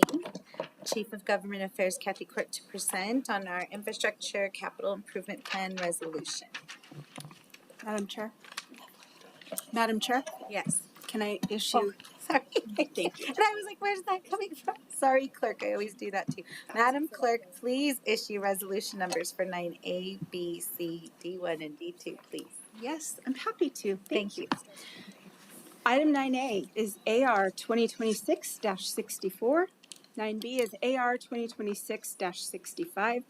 9C is AR 2026-66. Item 91 is FR 2026-67, and 92 is AR 2026-68. Thank you. Thank you, Madam Clerk. Sorry about that. Yes, now, Chief of Government Affairs Kathy Court to present on our capital improvement program. Good evening, Madam Chair and Commissioners. My name is Kathy Court, and I'm actually now the Capital Improvement Program Director. There's a new Government Affairs Director coming on board soon. It's on my agenda. Okay. So thank you for that correction. Yeah, no problem. Thank you for having me here tonight. In front of you today is a motion to approve Administrative Resolution 2026-64, adopting the 2028-2032 Infrastructure Capital Improvement Plan for all county facility types, including senior citizen facilities and meal sites. The motion requires a majority of a 3-2 vote for action. As I mentioned in our introduction on June 9th, this is a statutory requirement. We must submit our infrastructure capital improvement plan to DFA by July 1st of this year. DFA is giving us until November 1st to actually prioritize our projects, which is great. It gives us several months to put in all the information that they want to see about each of these projects and bring back to you in September a request to prioritize our ICIP.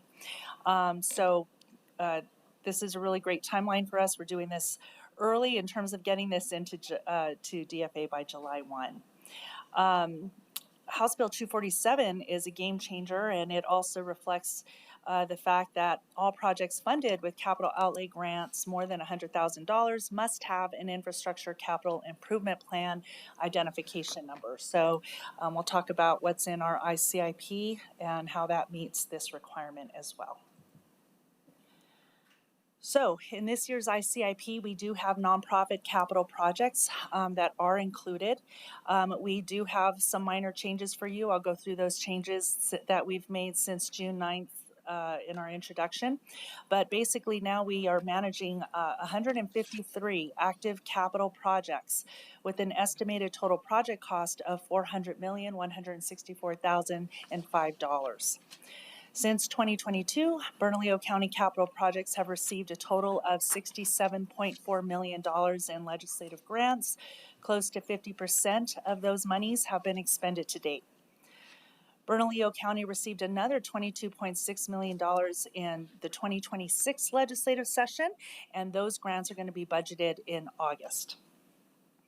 Of the 153 active projects, Bernalillo County departments manage 36 nonprofit grants or nonprofit projects with a total grant funding of $33,228,250.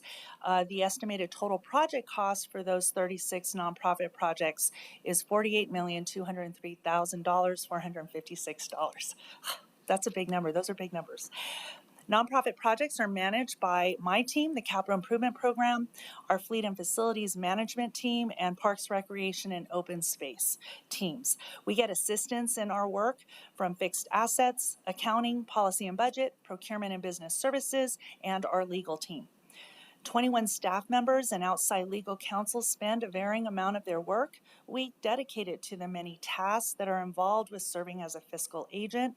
We estimate that cost to Bernalillo County at $784,710 per year.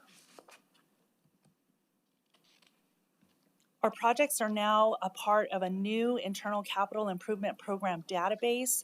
This database is offering us transparency, clarity, and efficiency. Every capital project is included in our new database.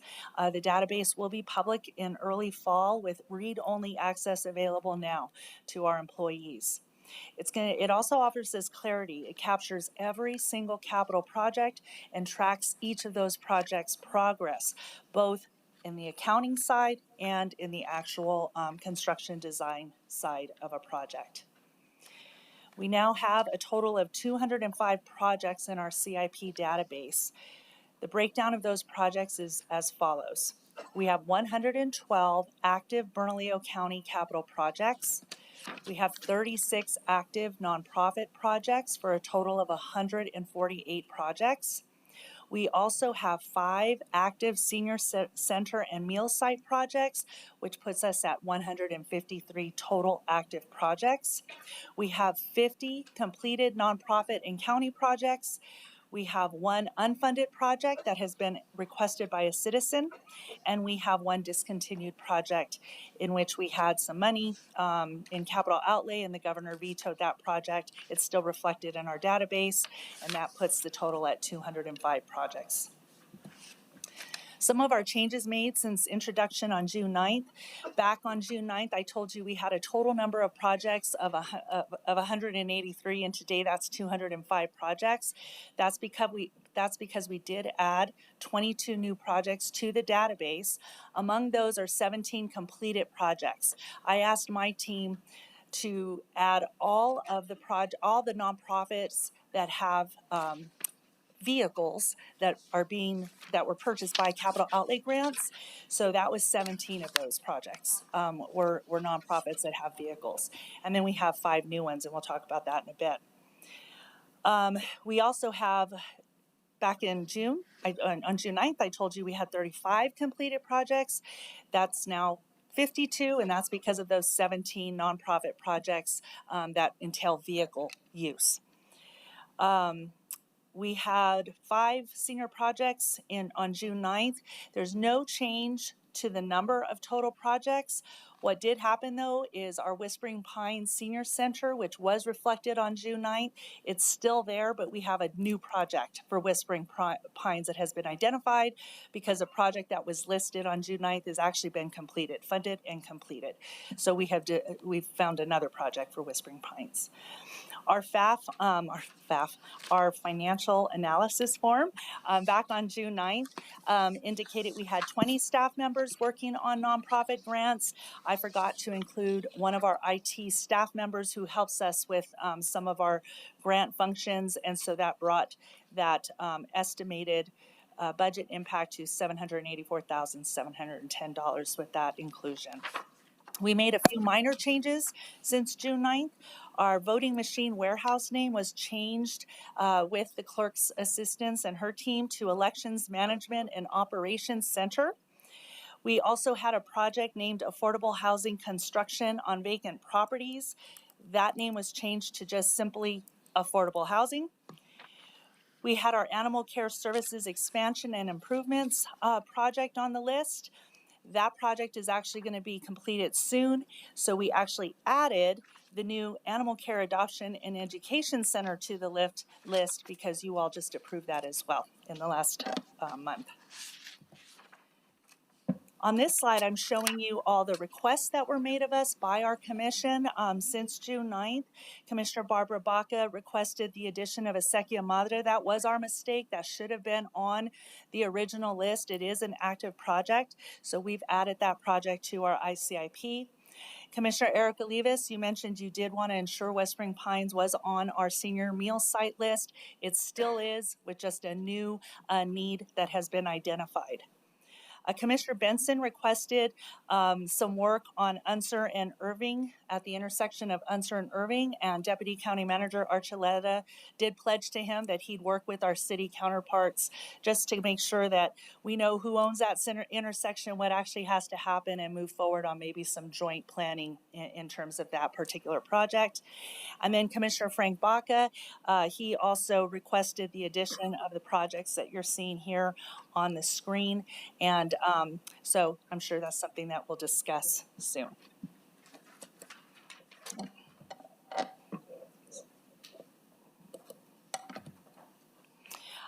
So we're here where we are.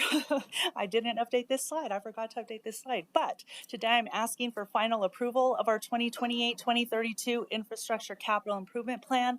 Upon approval, my team will enter all 153 active projects into the DFA's ICIP portal, and we will hit their midnight deadline of July 1st. In July and August, we're happy to meet with you and your constituents to help us recommend our capital outlay priorities for the 2027 legislative session and get that resolution prepped for you. We do plan to introduce a resolution that ranks our ICIP projects on September 22nd with a second reading planned for October 14th, which would allow our team to make sure we've got those projects ranked by the November 1st deadline that DFA has instituted. So with that, I stand for any questions, and I thank you for your time. Thank you. I so move, if I can have a second, to pass the capital improvement plan resolution. Second. Thank you, Commissioner Olivas. Now open for discussion. Any questions or comments for Ms. Kathy Court? Yes. I'll start.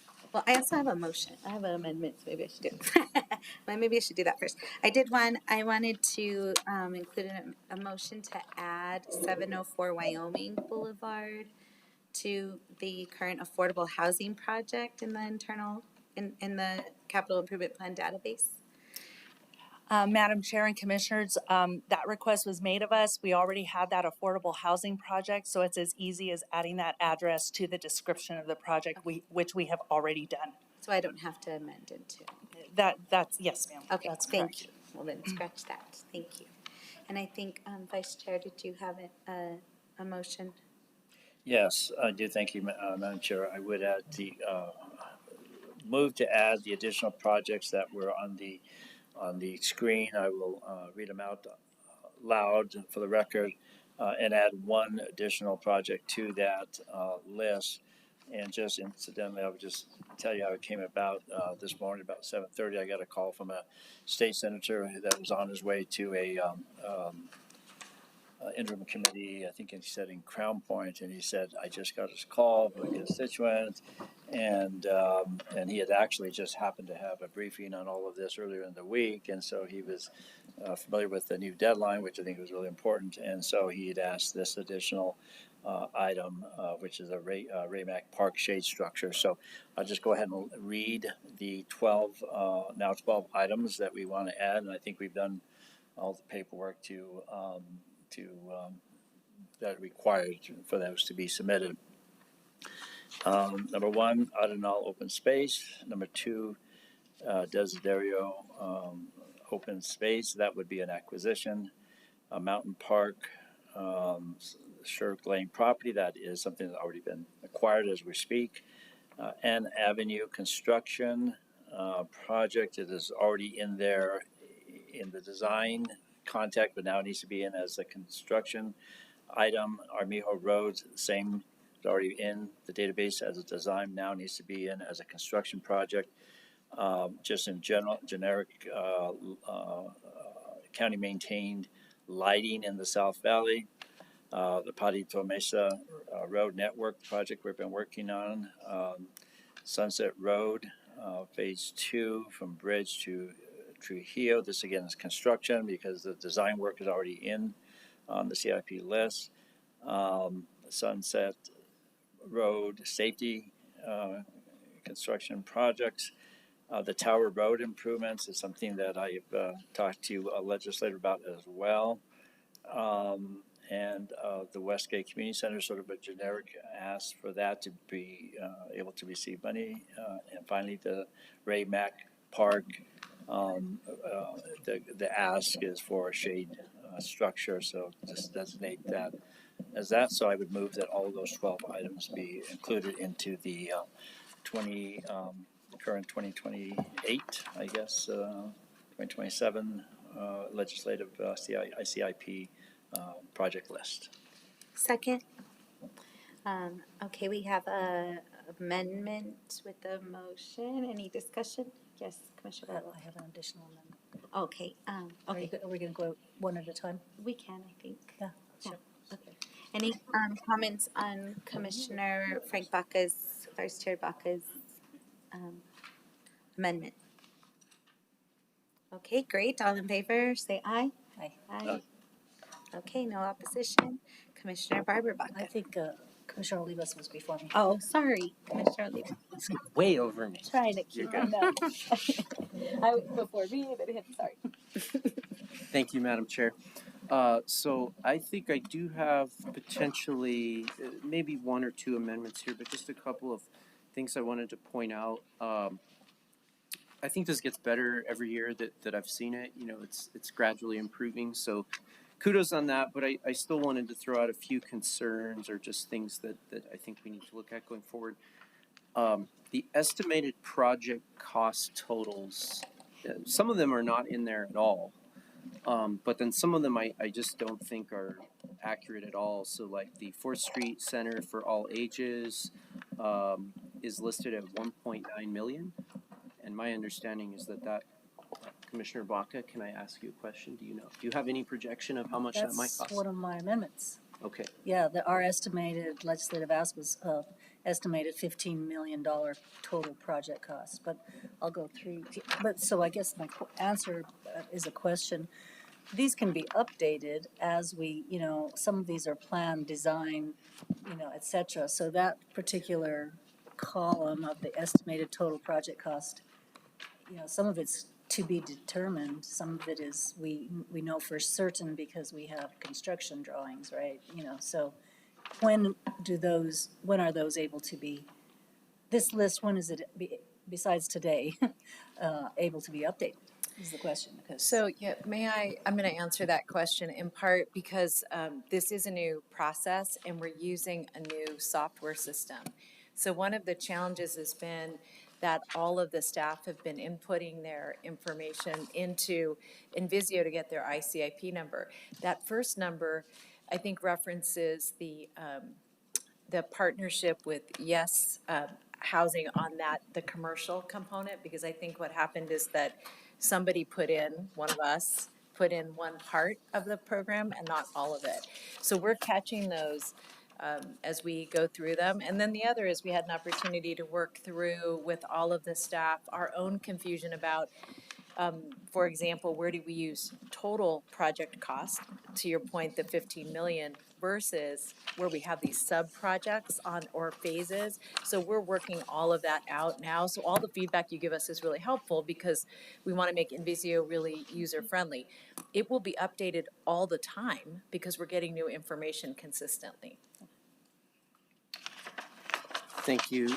So I'll just continue on a couple more questions. So on the county-owned libraries item, number 45, I guess I'm just suggesting maybe for the future phases, I guess that's 3 libraries total, I think, that I'm aware of. One of them's in the East Mountains. And I guess my ask would just be, is there a way that we could separate that out, to actually just kind of share what are the projects at each library? I realize that we have this unified city-county library system, so I don't know if we have those answers right here, right now, but just for the future, it would be, for me, really nice to know, what does East Mountain Library need? What are they looking for? What is, I think, the South Valley Library? Anyway, just separating that out would be helpful. I think that's a great idea. We can do that, absolutely. And then I'll go to the CARE campus, number 36, just a question. Is there any plans, in reading that description, it's, always that broad description, is there any plans to fix the landscaping over there? All the dead trees, and it looks very bad. So, Wayne, you want to talk about dead trees, or do you want me to? Okay, he wants to. Madam Chair and Commissioner Olivas, I recall when you and I ran into each other at the CARE campus, and you informed me of a number of dead trees and shrubs, etc. And we did follow up with removal of all of that debris. And we do intend to do a landscape design and analysis and cost projections. We're just not there yet. Great. Just want to support that when it comes. I think that facility should look beautiful for, people that are seeking their recovery, and that's great. I want to add my 2 little cents to that. Just that there's a group that's doing Reiki and treatments there, and they had mentioned in one of the meetings that having some of the like romero and lavender and other things could be also benefit the community. So, And Madam Chair and Commissioner Olivas, I might add, I don't know if you've driven by there lately, but we just totally renovated the exterior of the CARE campus and the surrounding wall, etc. It had gotten quite shabby, and some of the signage that still had the Department of Behavioral Health Services being changed when the renovations are complete. I'm glad I asked. Thank you. Appreciate the update, and I'll have to drive by. And then, let's see, on number 33, Bobby Foster Road, it just says add project description, and so, just kind of flagging that if we can make sure that we have descriptions and estimates to the extent that we can, accuracy. And then I think it's just one more, and this one I think is going to be an amendment. So item number 11, the Advanced Public Safety Training Center, aka the shooting range.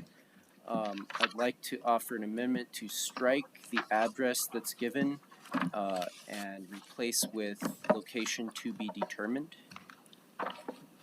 And in addition, in the description, strike all language after crisis intervention.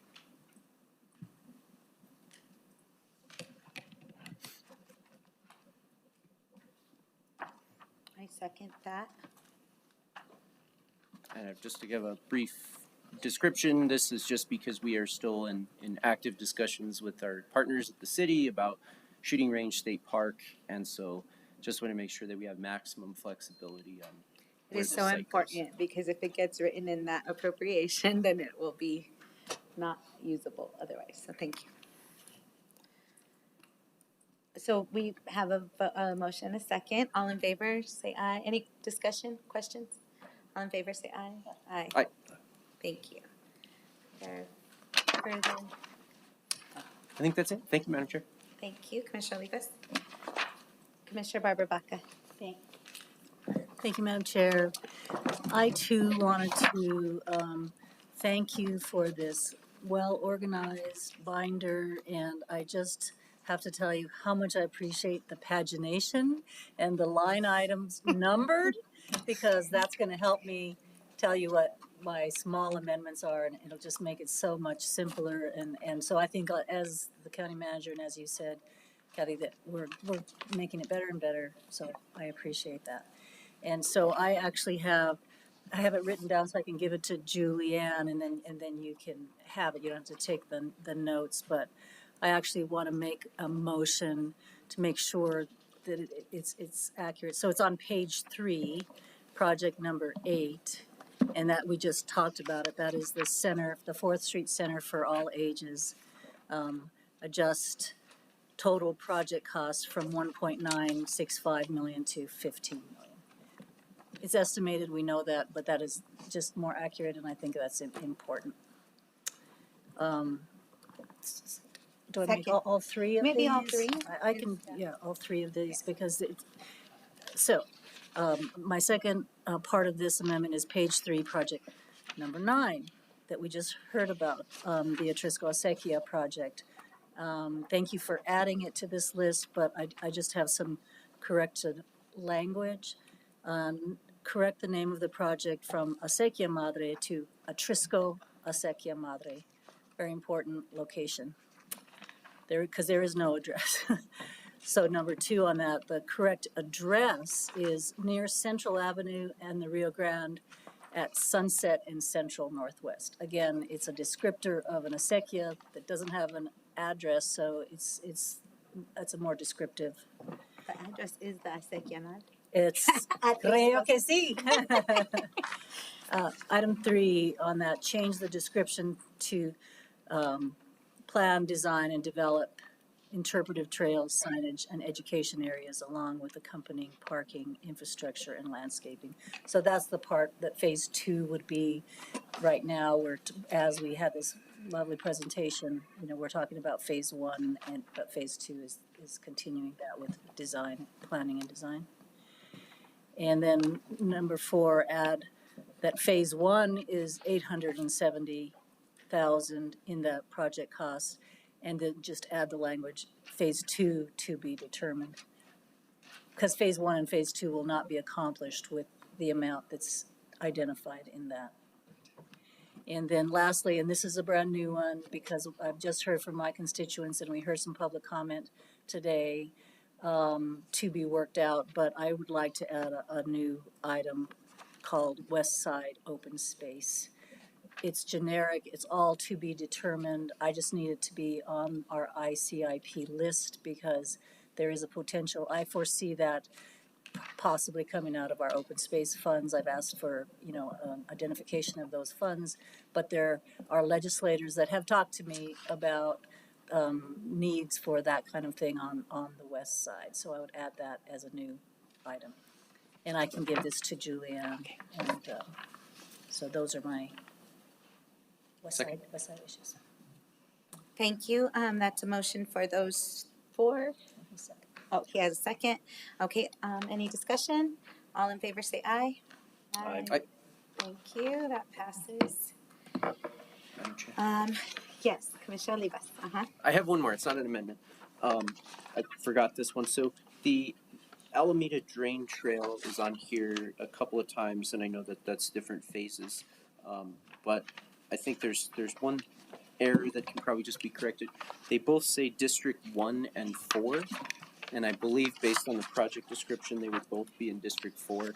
It's a pretty minor change, but just flagging that to look at that. I know that the whole trail spans the two districts, but I think the phases described are both in District 4. And then the question that I have on those that project is just on the most recent phase that I've seen. That's I believe it's north of Paseo, so the newest phase. Looks very different than the older phases. So the older phases had these, bump outs or drainage, a lot of green stormwater infrastructure type of stuff. And the new phases looks like it has a lot of rock, a lot of gravel. Thinking of John Barney and Andre and our pros team and maintaining all of that. We've had those discussions about IVMMP. I know that we're still working on that, but I'm very concerned about future phases of this if we go the other direction in doing more rock and big gravel and stuff. And I just don't know if you can talk to me about that at all. I'm happy to follow up and schedule a time to talk about it more too.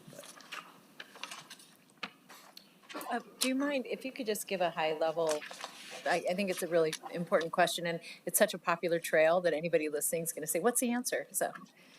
Yes, I'm Brian Lopez, the Technical Service Director, Madam Chair, Commissioner Olivas. So there are some differences as the phases kind of came along. We had some lessons learned with some of the GLID features that were installed from phase 1 through the current phase, which is actually phase 4, because the city did a phase in between, so theirs was phase 3. So we did phase 1, phase 2, and now phase 4. Another factor into why it does look different is the use of the right-of-way in the different phases, where in some phases there were shared access with residents along a portion of the trail, so the design had to be utilized a little bit different. And then what the maintenance requirements were by MRGCD within the different phases. In some instances, they had the ability to maintain off of both sides of the trail, and in others, they had to maintain just off of one, which then did kind of limit some of the features that we could install. But any of the GLID features that were installed, we did coordinate those through the design process with the pros team. So they didn't identify any concerns with the long-term maintenance of what has currently been installed. Okay, thank you. I'll follow up at some point to just get some more information about all those phases and future. Okay. Thank you. Thank you.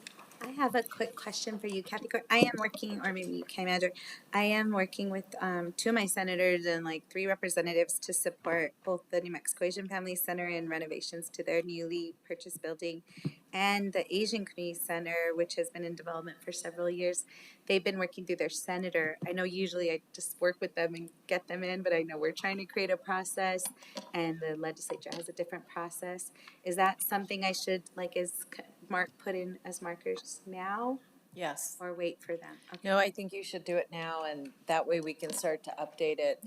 Yeah. One thing we know is that since this is a new experience at the state level, the DFA will still allow folks to put projects in, but I think it's really good for us to be able to track them. So I would just recommend adding them. Okay, well then I would like to also have a motion to add, without all the details, the New Mexico Asian Family Center. I wonder if I can name them by name. Yes? Yes. Okay, and the Asian Community Center, both in my district, to the ICIP list. Okay. Thank you. I have a motion, a second. Any discussion? All in favor, say aye. Aye. Thank you.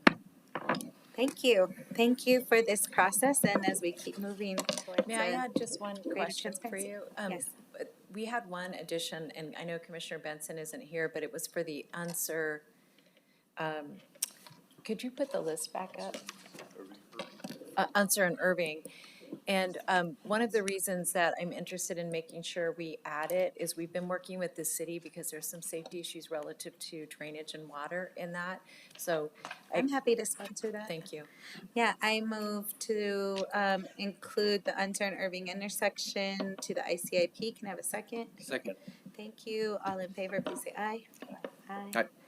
Thank you. Thank you. And I just wanted to say one thing to Kathy. This is, I know it seems so simple, but this has been really an incredible amount of work to get all of our teams to use one system. And I know next year is going to be even smoother and this will look hilarious next year, but just to say to Kathy, thank you. And to all the team, to Elise's team too. We're learning how to use this. And one of the things I'm most excited about is when we do our legislative luncheon, I'm excited to show them in Visio because they want to know if when they're investing, where we are in the process, and it should at least reduce some of the emails you get from your senators and representatives. So we'll see if it does that. But thank you. Thank you. I echo that, Kathy, and to all the team that's been working hard to get us transparent and aligned and with all this information. Thank you very much. So we still haven't passed it. We have the actual ICIP. Oh, we passed all the sorry. amendments, but we do have a motion and a second. So any further discussion on the ICIP plan? Okay, all in favor say aye. Aye. Thank you. That passes. Okay, we are on to the View at Sunport, which is something I am sponsoring, and we have Economic Development Director Marcos Gonzalez to present on the project. Good evening, Madam Chair, members of the Commission. Yes, we're going over introduction of the non-PRB for the View at Sunport, which is an affordable housing project. A non-PRB essentially provides just tax exemption for a project, unlike PRBs, which incorporates the bond issuance with low-income housing tax credits. This is just the tax exemption, the leaseback structure that provides tax exemption in exchange for affordable housing. So the view will be 254 units at a 90 to 120% AMI, and be done with Snyder Construction, which is a local company. This will be located near the airport, and will be a total investment of just over $55.4 million. What's unique about this project, it's also using the NMFA's OERF fund, which is the Opportunity Enterprise Revolving Fund that the legislature set up a few years ago. So there will be a regulatory agreement that will dictate how long the affordability is there for the 30-year period. This is the rent matrix. As you see, they are between the 98 and 100% of the AMI level, so in the workforce area. These are the rents, and they also include utilities as well. And with that, I'll stand for any questions.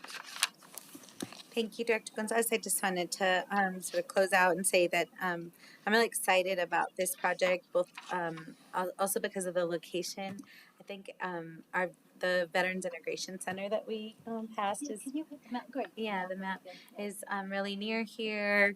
This is just a lot of open land right off the highway, and it's actually beautiful views. If any of you have ever been to like that Optum healthcare center that's also right there.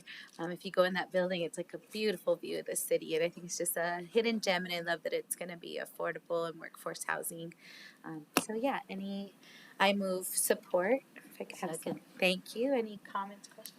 Yes, thank you. I just have a question. I just want to understand. I'm going to ask the same question on the next item, which is one in my district, just so I understand, because I just want to make sure that I'm understanding in terms of the property tax abatement, which all of this is about. Is that correct, Ms. Gonzalez? Madam Chair and Commissioner Frank Baca, yes, this is providing just a tax abatement. So in the realm of the 30-year period, it's just over $10.5 million in tax abatement that would be providing to this project. Okay, so I'm not sure if I heard exactly what you said. So it's just property tax abatement, and is it, what is I guess either the annual amount or the total amount that you estimate that the property tax abatement will be over the term of 30 years? Madam Chair and Commissioner Frank Baca, over the 30-year period would just be over $10.5 million. on an annual basis will receive a little over $10,500, which is the annual fee. They'll receive that every year for the 30-year period. If I understand you correctly, Madam Chair, if I may, so it's $10.5 million total projected property tax abatement over the 30 years.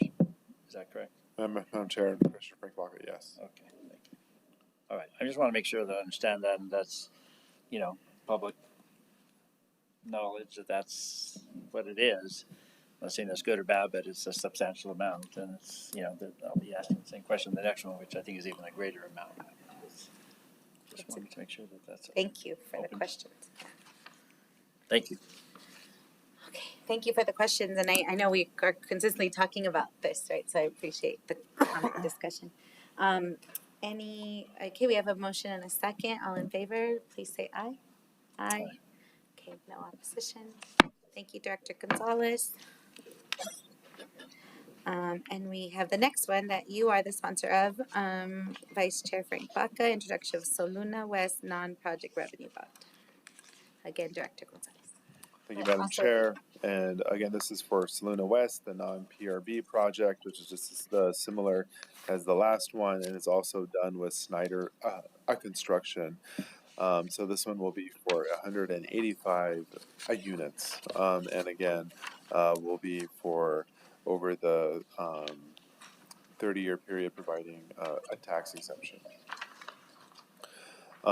Again, this is for the workforce housing between 80 and 120% of the AMI, and was another infill project as well. This one will be located on 86th and Bridge, and will provide just under $39 million in investment into the county. And again, they'll provide over the 30-year period about $11.5 million in tax exemption. And the rents again are listed here, which are under the max rates from the MFA, and also include rent and the utility portions. And I'll stand for any questions.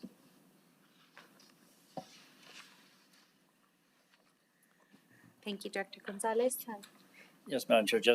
Not really a question, but just comment and affirmation that the total amount of the tax abatement is $11.5 million on this one over the course of the term, which is 30 years. Madam Chair, Commissioner Frank Baca, yes, that's correct. Okay, thank you. Would you like to move a motion to approve?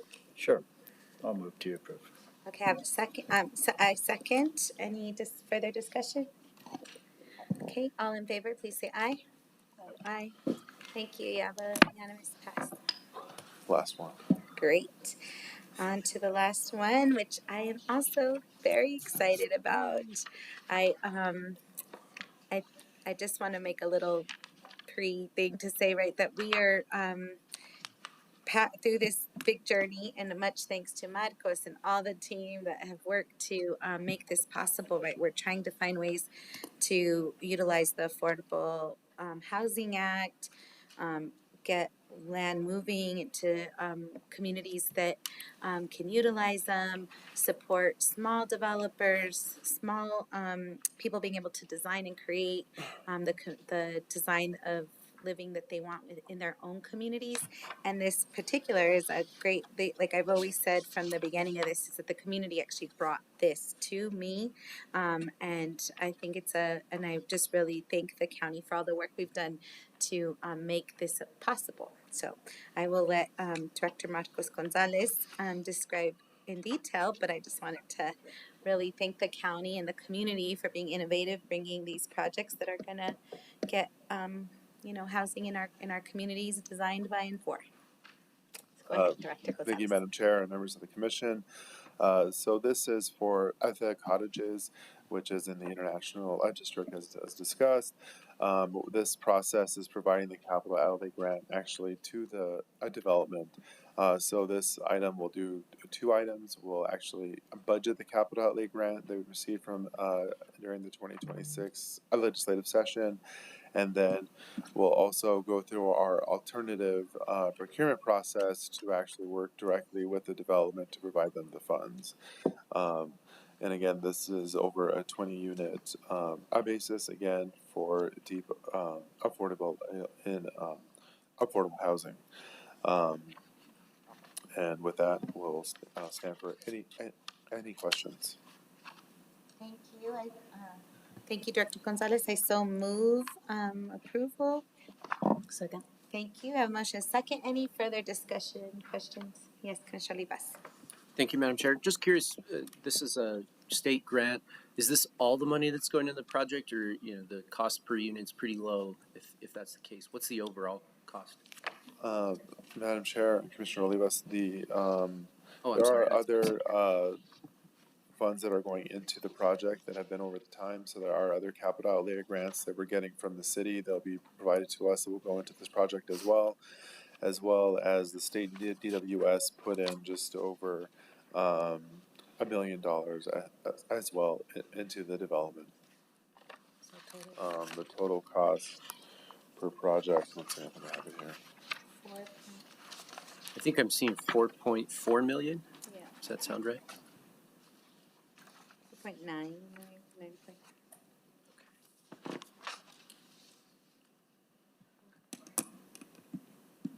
Yeah. Yeah, that's correct. 4.4. Thank you. Thank you. Great. Okay, we have a motion approval. Any other comments? Wonderful. Thank you. All in favor, please say aye. Aye. Aye. Yay. No opposition. Passes. Thank you. I'm very excited about that. Thank you all. On to item number 10. Introduction of all resolutions require 2 hearings before final approval, except in the cases of special exemption, of course. The first hearings will serve as the resolution's introduction. The public is encouraged to review, introduce resolutions, sign up to ask questions, and provide public comments. The following items will be returned at a subsequent meeting for final adoption consideration. Okay, we have the 2026 general obligation bond package for November general election. Yes, Kathy Quick to present. Good evening, Madam Chair, Commissioners. Kathy Core, Director of the Capital Improvement Program. Before you is a motion to approve for introduction an administrative resolution authorizing general obligation bond questions for the November 3rd, 2026 general election, options A or B. The motion requires a majority of a 3-2 vote for action. General obligation bonds are one source of reliable funding for capital projects on the county's infrastructure capital improvement plan, which is updated annually, and you just approved this year for this year. Voters are asked to approve general obligation bonds in even-numbered years. Other sources of funding for capital projects are capital outlay grants allocated by lawmakers each New Mexico legislative session, federal congressionally delegated spending allocations, otherwise known as earmarks, state and capital grants, general fund, and impact fees, to name just a few. Some projects have benefited from ARPA dollars as well. The goal is to prioritize projects that can be completed either whole or in phases within 2 years of bond sale.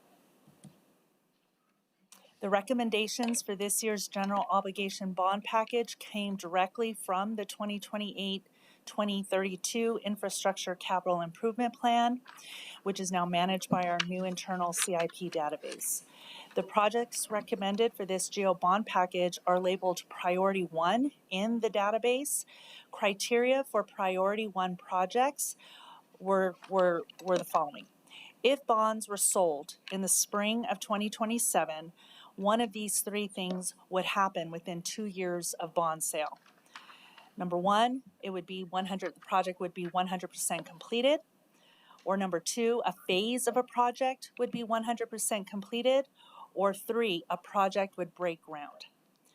The project recommendations stretch our dollars, aligning our project timelines to House Bill 247, adopted in the 2026 legislature, which also limits capital outlay grants to a maximum of 6 years to be used, with reauthorizations being approved only if a grant is 10% expended by January 15th of the year it expires. We have two options before you tonight. Option A is a $55 million bond package. It would require a vote to increase the tax rate from $1.26 to $1.40. Our bond package actually, in option A, the amounts actually total up to 53.1 million. So we didn't quite get to the 55 million mark, leaving you some wiggle room as well. Madam Chair. Can you put that, those two, don't you have a spreadsheet that's on your presentation that, for the public? Yes. Thank you, thank you. I don't have it, I don't have it on my flash drive though. The actual spreadsheet, I should have brought it with me. I'm so sorry. Perhaps we could do it on the overhead Okay. later, but. Let me go get it. Yeah, I'm gonna have to go get it from my laptop. Okay. Okay. Right now, or do you want me to finish my presentation and then go? I'm sorry. I think finish. Okay. That'd be Finish and then grab it. Okay, thank you. So option A is a 55 million bond package that totals 53.1 million at this moment. Option B is a $45 million bond package. It does not require an increase to the tax rate and it maintains the status quo of $1.26. We got to $44 million on that bond package as presented and proposed. Our next steps in this process is on August 11th, we'll request final approval of the 2026 GO bond package for the November general election.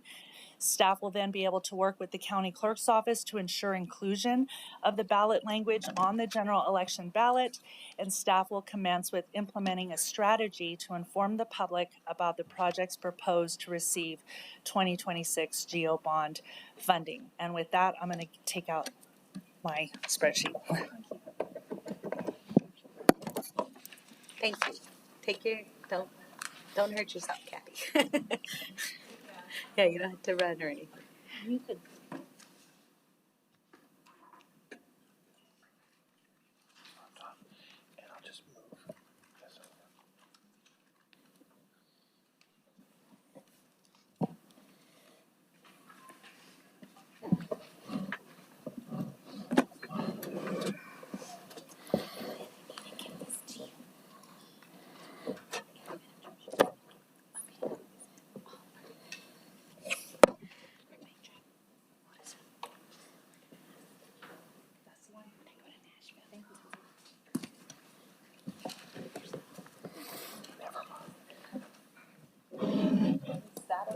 See that okay? Or?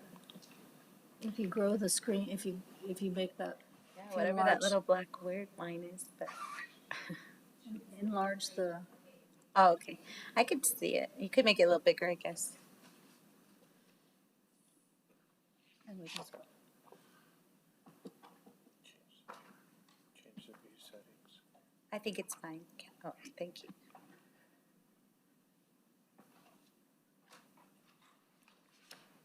Thank you, Kathy.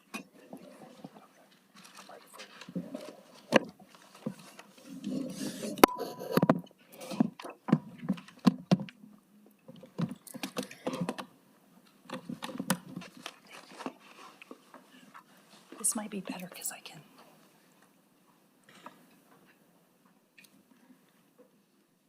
That's There we great. go. There we go. Thank you. Thank you. Is that better? I think it's larger. Perfect. And we Okay. can scroll as we talk. Okay, yes, and I think can kind of manipulate it. Okay, great. Thank you. Madam Chair, Yes, Commissioner Barbara Baca. you have all received this, and the county manager, the county attorney, and staff, and I would like to move a substitute resolution from what was published for the record. And basically, what that does is really say that we have all worked on this really hard and I really want to thank staff for working on this and working with all of the commissioners. And it was a very, I think, thorough and difficult decisions to make that we have before us, because as we know, we have or what we've heard from staff, we have a $400 million need in capital projects. Our bond capacity is option B here. If you could scroll up and show that bottom, and that is one option for us at the $45 million cap, which is status quo with no increased taxes, no increased property tax. Option A on the left-hand side there is an option we looked at thoroughly and identified projects at the $55 million capacity. And I think a lot of work has gone into these project listings, but I feel very strongly in these economic times, and Commissioner Olivas and I have proposed this floor substitute to the resolution and this packet that does not increase the property tax. It adopts the $45 million bond package without increasing taxes. And then we found an alternate mechanism to fund the additional 10 million. So really, this substitute resolution is both of these project lists through two different funding mechanisms. And I hope that all the commissioners have been able to take a look at it, and you have that in front of you. So the motion on the floor is, in your resolution, it's highlighted the difference between what was proposed and published that makes those changes. And I will say that the 45 million program would go to voters with no tax increase as a bond program. And we authorize a one-time drawdown from the Revenue Stabilization Operating Reserve of $10 million. That is also in your packet. So that operating reserve, that stabilization fund, was adopted by our previous commission in 2015.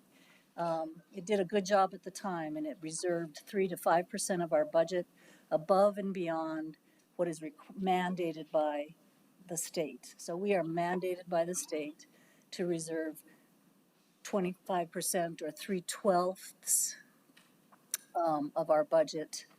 And we have gone the extra step to have an additional, on top of that, 3 to 5% reserve. So that reserve has been held, and what we are saying in our proposed substitute resolution is we authorize a one-time $10 million drawdown from that reserve to meet this $55 million goal of all of these projects listed. And rather than call it another version of an alphabet, I'm calling it the no tax, substitute resolution. I think that I have heard from my constituents that even a small tax increase on their property taxes is not a good thing at this point for folks with the war, with the skyrocketing prices of gasoline, with all, everything that we're talking about. And if it's incumbent upon us to find another source of funding to achieve what we know also are real important needs for public investment through this packet. So it's an unusual request, but that the motion is in front of you, and that in a nutshell is our explanation that Commissioner Olivas and I have provided here today. There is much discussion with staff. We did have an analysis done, and I'll let Commissioner Olivas talk about that. But I move approval of this substitute resolution. Second. Great, we have a motion and a second. Commissioner Olivas? Thank you, Madam Chair. And I just wanted to direct you to, I think, the chair's already looking at it, but the last page of this packet that we set up here and also online, we do have Dr. Kelly O'Donnell with O'Donnell Economics and Strategy, our local economist here, one of local economists here, to analyze this proposal, analyze several of the different options. And so, in particular, point you to that middle paragraph, and I'll just, read. The reserve, and again, this is the reserve that the commission created by policy. So, the commission at the time, that resolution is also included in this packet. It's AR 2015-44.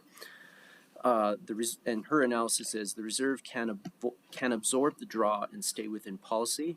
It holds currently about 28.8 million as of June 30 audit, June 30, 2025. About 6% of the $476 million approved operating base.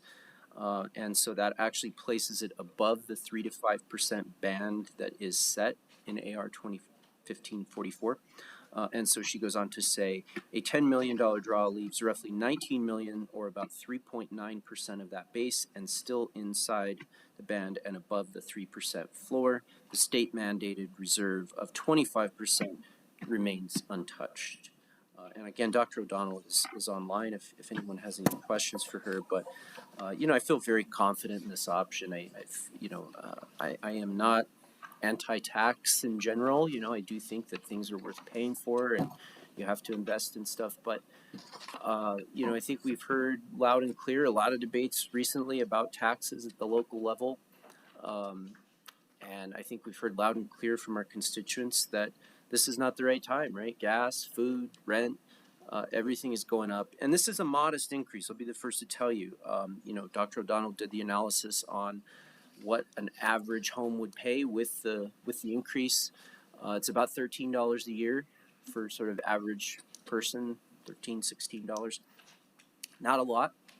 But I don't think that we can talk the talk of affordability and, meeting the moment and the housing crisis and all these things, and at the same time say, but we need some more of your money out of your pocket when we have pockets bulging with money. I mean, literally, because we have a policy that says 3 to 5%, we're at 6% and above, so we are out of policy in a good way.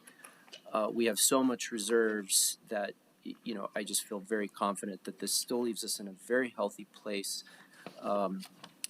And allows us to tell our constituents that we're going to continue those investments, but first we're going to go for the money that we already have before we ever go to them in these trying times when people are struggling to just make ends meet and make tough decisions. So I do think this is the right way to go to avoid a tax increase and still fund a very robust bond program.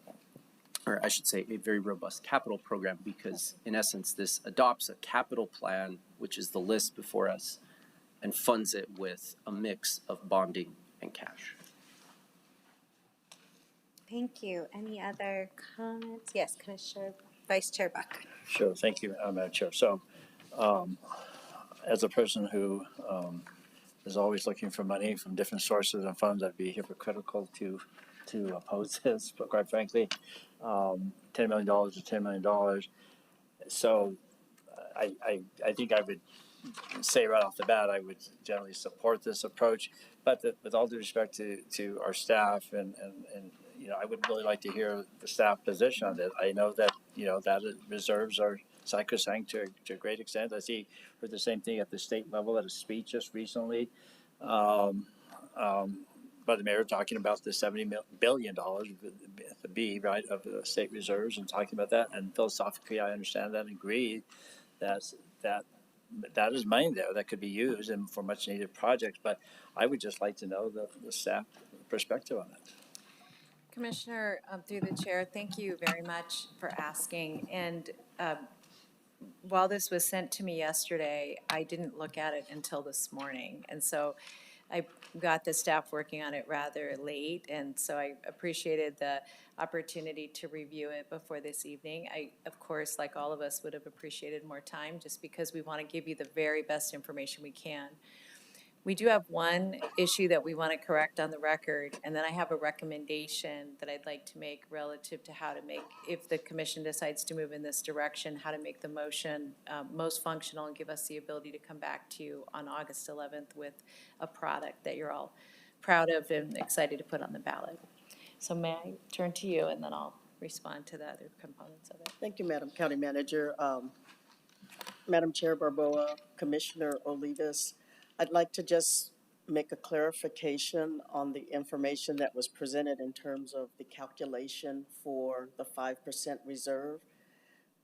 The 5% reserve was calculated correctly. We have to do a second calculation in September when we do the year-end balance true-up to DFA.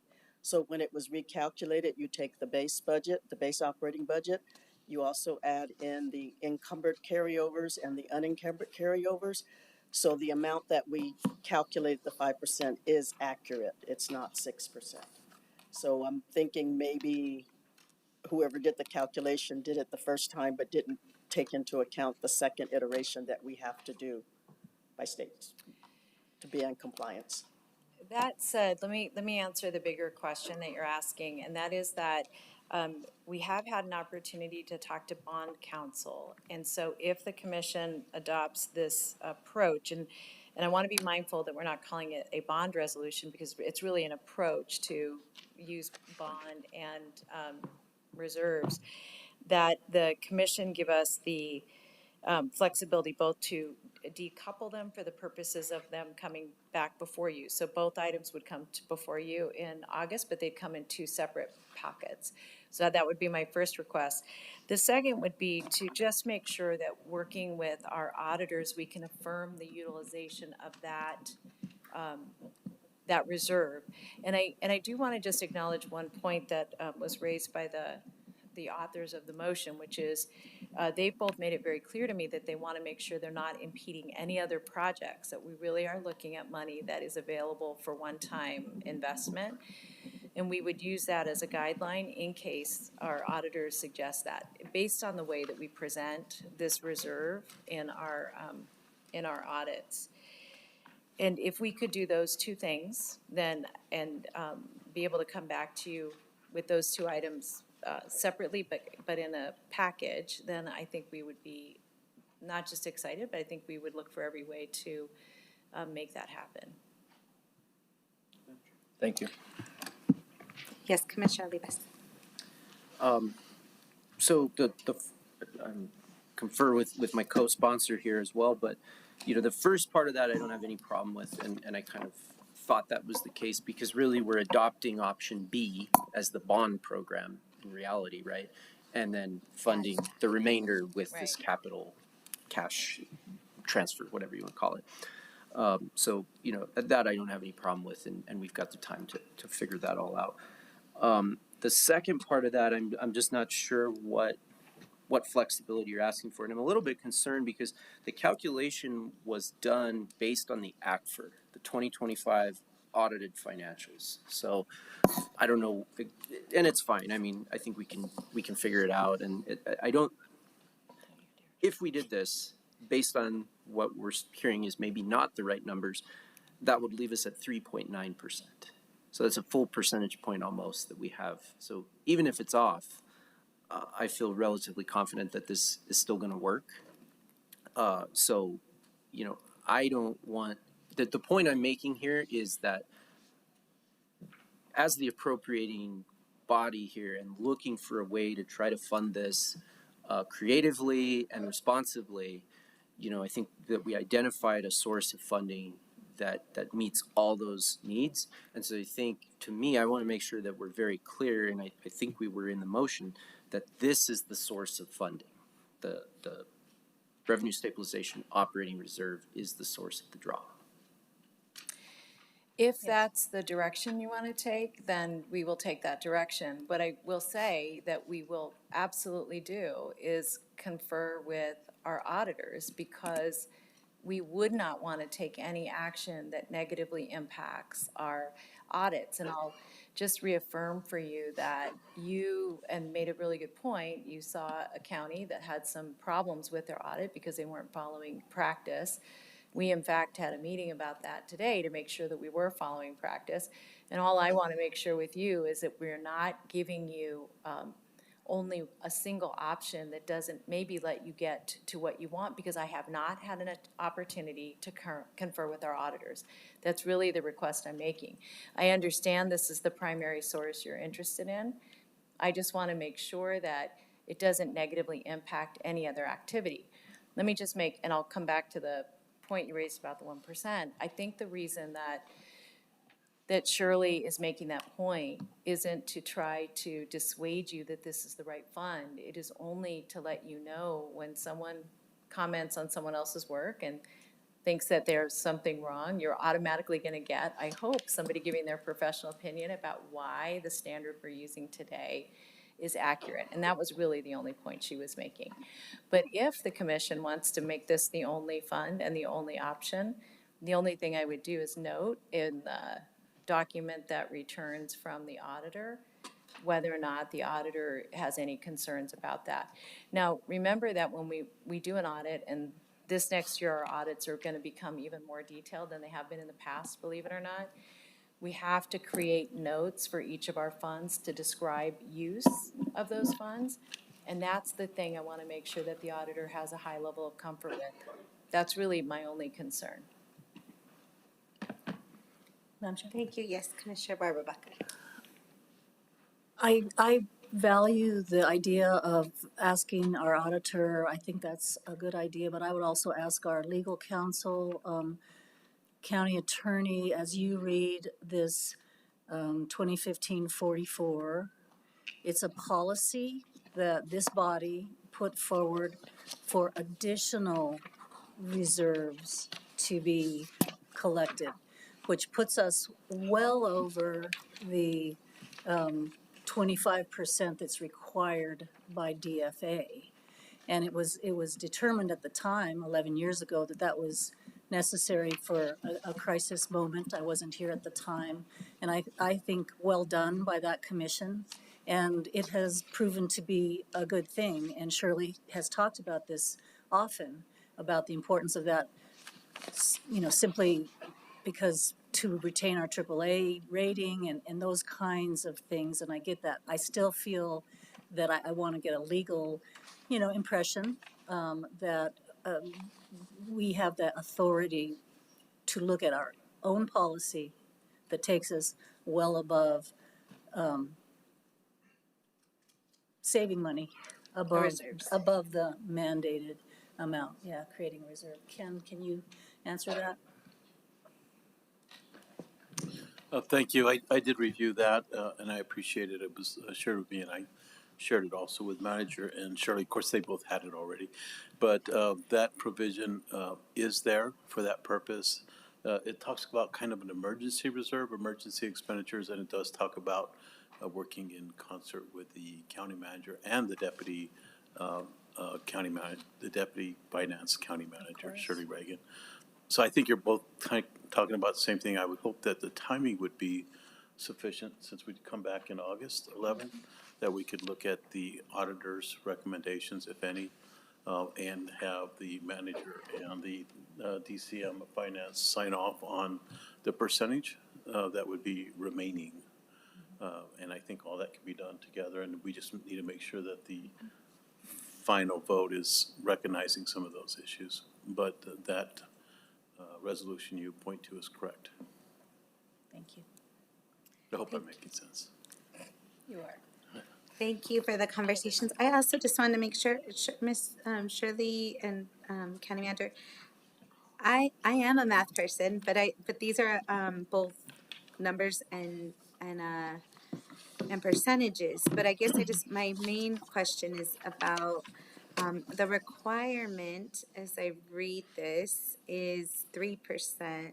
It says that the 3% floor. So the minimum we have to save is 3% as reserves. Okay. Madam Chair, that is correct. It's 3 to 5%. And okay, that's the floor.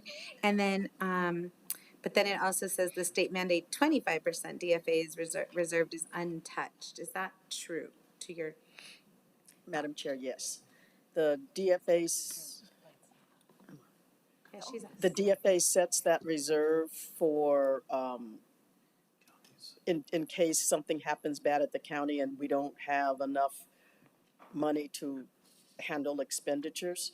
So that was a reserve requirement that they set. So usually they will come in and take over your books and your operations at that point.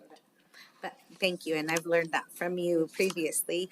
But with this statement that this is that with what we're trying to do here, and maybe you need to crunch these numbers out, but would that mean that the 25% is untouched, like as far as here? Yes. Yes. Yeah. And if I could just clarify, all I was really saying was that the 28 million is in the ACFR as the amount. What I was wanting to clarify was that the statement that what's in the ACFR is over accrued or overbooked for the reserve. And I'm saying that I don't know what basis they used, the individual that calculated it, but if what we used were the September numbers, so we had to true up. And like Madam County Manager said, I'm not knocking what we're trying to do, but I do feel like when the statement is made that my number is off, I feel like I have to defend myself because I feel that I'm credible for my work. I do make mistakes, but I feel very credible, and that's been audited. So when we're going on public record, that's where I'm coming from. But I'm in full support of what you're wanting to do, and we'll do, as always, what we need to do to get the work accomplished. Yes, understood. And I wasn't asking. I just want to make sure from you seeing this, because it's sort of my first time diving into it too. From your expertise seeing this, does this feel like a true statement, or are we just saying we're going to crunch the numbers and make sure that these statements are true? Okay, thank you. Yes, Commissioner Olivas. I just wanted to be very clear, DCM Reagan. I wasn't implying that the numbers were off. I was saying that from the appearance, which I think you recognize, it looks like more than 5%. If you don't know that, we use the September numbers, but the ACFR is, the June number or whatever. If you don't know that, then it looks like more than 5%. So I'm inclined to believe you that it's 5% exactly if you're using the right numbers. So I wasn't implying that you were not accurate in that. And even if you were over 5%, that's not necessarily a bad thing.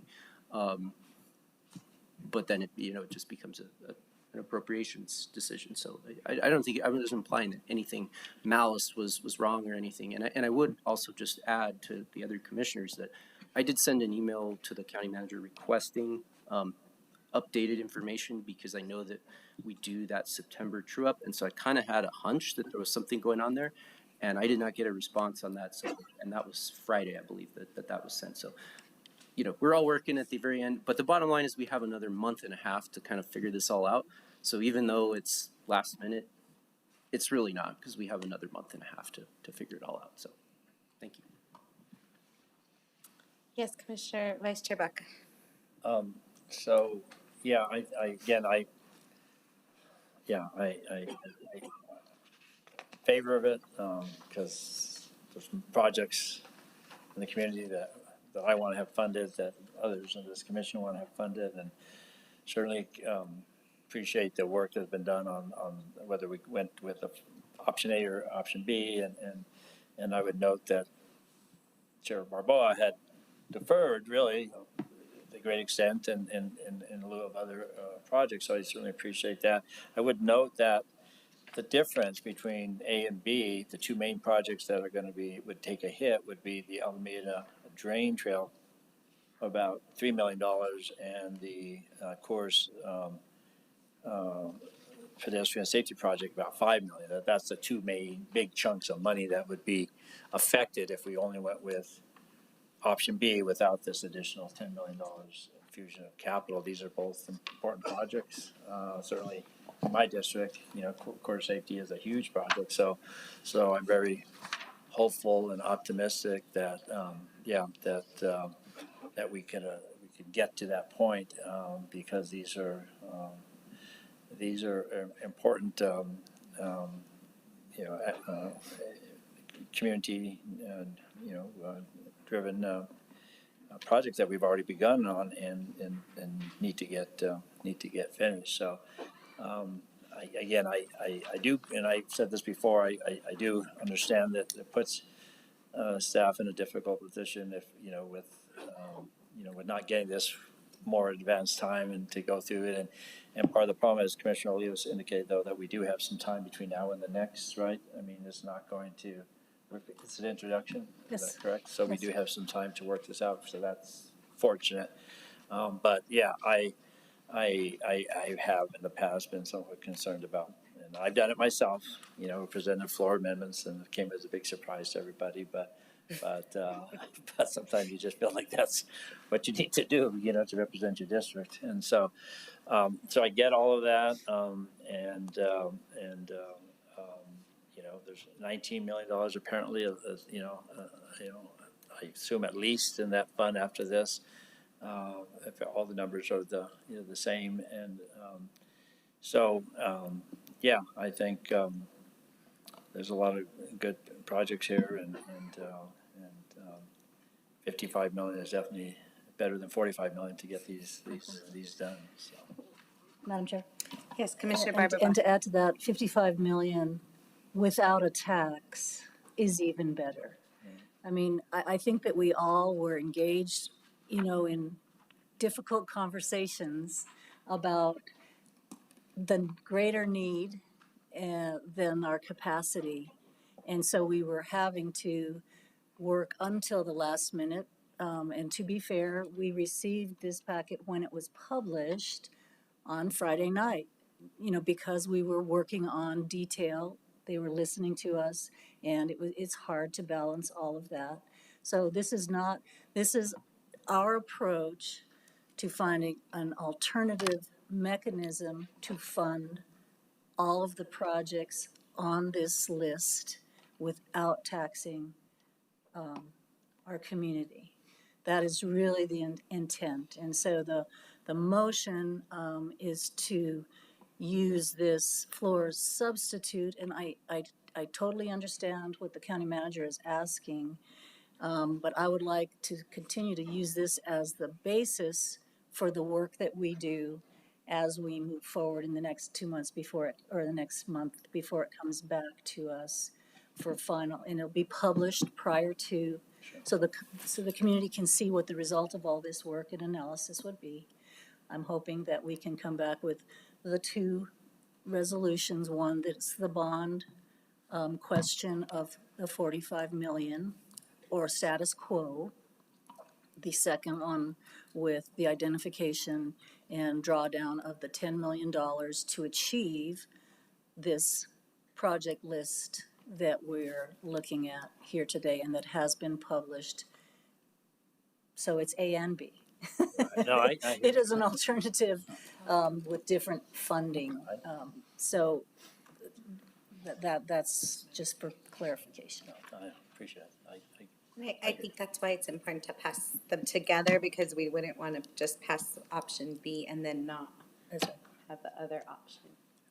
We struggled over it because it was also, sorry, Madam Chair, we struggled over it because it was also, we were racing as fast as we could, just as you were, to meet the deadline of publication. So I just want to say, let's work together on this and make it right as we make it right for our taxpayers. So, and I think it actually, if we can get it right, I think that this is a kind of a graceful solution. So I urge your support. Thank you. Any further comments, questions? Yes. Madam Chair, just a process question. So I think that I also had an amendment that I wanted to make to the list. Okay. But I don't know if we want to move. I don't know where we're at process-wise. We have, so a motion right now, so if you want to make an amendment, I think we do have a motion. We do. We have a motion, a second for. But if you want to amend it now. Okay. Amend. Yeah. All right. So I'd like to make a motion, as was indicated by Ms. Court. There's excess capacity in this project list that's not quite to the $55 million cap. And one of the things that I've often talked about, and there's a lot of money in here for roads that are earmarked for projects, particularly in District 2. Congratulations, Commissioner Baca, good job. But there's nothing in here earmarked for District 5, where there's huge amount of road needs, most of the lane miles of roads in the county. So I would make a motion to allocate $1 million of bond proceeds or cash, I guess we should say, bond proceeds or other financing means for East Mountain local roads and trails to leverage state, federal, regional, and other external funding sources, including required local match commitments and unforeseen grant opportunities that may become available during the life of the bonds, and to authorize the county manager or designee to execute all necessary agreements, funding commitments, certifications, amendments, and related documents necessary to secure and administer such funding. So moved. Second. Great, we have a motion. Second, any comment? Did you? Yeah, and I have a, Well, maybe we should vote on that one. yeah, Okay, let's all in favor say aye. Aye. Aye. Okay, no opposition, and Commissioner Barbara Black. again, the comments that we heard today about the west side not having any projects on this list except for Atrisco Vista Road. I've heard a lot about that, so I am proposing another amendment for the remainder of that unassigned. So it doesn't go over the 55 million. It doesn't take from another project. It's the remainder of that unassigned. And when I look at the 55 million total of this capital program, we have the total being 53,181,774. So with the $1 million for East Side roads, that is the unassigned is 818,226. So I move for that to go to the Atrisco Acequia Madre project on the west side. Second. Okay, we have a motion. Second, any comments? Okay, all in favor say aye. Aye. Aye. Thank you, that passes. And to the original motion, we have a motion and a second. Yes, Commissioner Olivas. I just had one comment. I absolutely appreciate the county manager's directive to staff to those, I think it was 3 priorities, right? Can it be spent in 2 years, or broke ground in 2 years, or completed in 2 years, or something like that. And I think that's, I understand that from a management perspective. That's smart management. That's smart, from a political perspective, right, to voters, to be able to say, hey, we're going to spend this money quickly. You're going to see real results in the community. So appreciate that, even though I think in some cases maybe it's a little bit of a hard pill for me personally to swallow, and maybe for residents in my district, because I just wanted to point out, and these numbers are now off because we just allocated a little bit of the funding. But I'm gonna try not to take a position on this, but District 5, it'll be slightly higher than this, but 3% of the overall bond allocation for District 5. And mind you, all these districts are equal in population. District 3, the Madam Chair's district, 5%. District 4, Commissioner Benson, 8%. District 1, Commissioner Baca, this would have gone up a little bit, 22%. And then District 2, the big winner, Commissioner Frank Baca, 31%. And then countywide at 21%. So those numbers probably fluctuate a little bit because of the changes we just made. But the geographic diversity is not there. I realize that the needs are not necessarily going to follow that, but I just think about how we talk about forming TIDs and all these other districts, downtown TID or West Central TID, all these things to concentrate tax revenue in certain areas. And I guess I should champion a, District 5 TID, because then we could keep all the money in District 5 and, only do projects there. I don't believe in that. That's not what government's supposed to do. Like, you're not supposed to just keep your money in one area. The idea is to move the money around where it's needed most. But I guess the point I'm trying to make is just that there are huge needs all over the county. I know there's needs in my district. I know there's needs in Madam Chair's district. And clearly, you know, we are trying to meet some needs in a significant way in District 2 and District 1. So I'm grateful for that. I'm not going to complain anymore about it, but I just think it needs to be said that that's the way we're allocating this. So thank you, Madam Chair. And I will say, that being said, I do support this. I think it's important we make these investments and move this forward. Thank you. I want to respond to that because I don't have any. I have less than what you've been presented right now. The only thing I get is $1 million out of this District 340. The rest of that $6 million goes to Ponderosa, if that's what you're talking about in my district. I split it 50-50, so Yeah, you're right. no, I'm less You're than right. a fifth. But and I guess to that point too, I guess because we talk about this a lot, like equity and how we disperse things. I really come from the approach that, right, like as we can get things done, that we can keep priority. But we have to have the ability to enter new projects, because then you're never going to get a new project to get done, right? So I both hear, but I just, when we have so many buckets of money across the year that we're doing, and if each time we're like everybody has to be exact, that's not the way it works, right? We can't, like, the things that Commissioner Barbara Baca wants to get done in her district, which I thought was on the first one and on the capital outlay, was a lot, right? But I think those things benefit our whole community, and that's why we one of 5 votes that we're benefiting for our whole community. So I don't disagree with you. I just also think that it's I just want to also add my 2 cents around it. I don't think of it as always that that it needs to always be distributed evenly, because then we would be struggling every time we come across a bucket of money that we're trying to appropriate. Those are my 2 cents. Yes, Thank you. And if I could, I would like to respond and then make a couple of general comments. One is that, I will just remind the commission that one big body of work you've asked us to pursue relentlessly really is fixing our CIP process. And we're mid-fixing that. And I think that the options were limited. One was, I think we need the organization, and this isn't a management thing, this is your direction. One of the things you all asked me, not you because you weren't here yet, but that you wanted to make sure of is that we were getting projects built, that you knew, and we're working on the transparency relative to revenues. It's why we hired a new leader in our budget department, and we're restructuring the budget department. And initially, I did brainstorm with a number of you whether or not it made sense to divide up the pie by district. And the feedback I got from all of you was no. So that meant that we had to be able to do, to align with the policy direction that you have already set and direction you gave me when I was hired, which is move as if what we're doing is an emergency and that people's lives depend on it, whether it's fixing the roads to make them safe, getting people housed to make them safe. And that's why we made the approach that we did.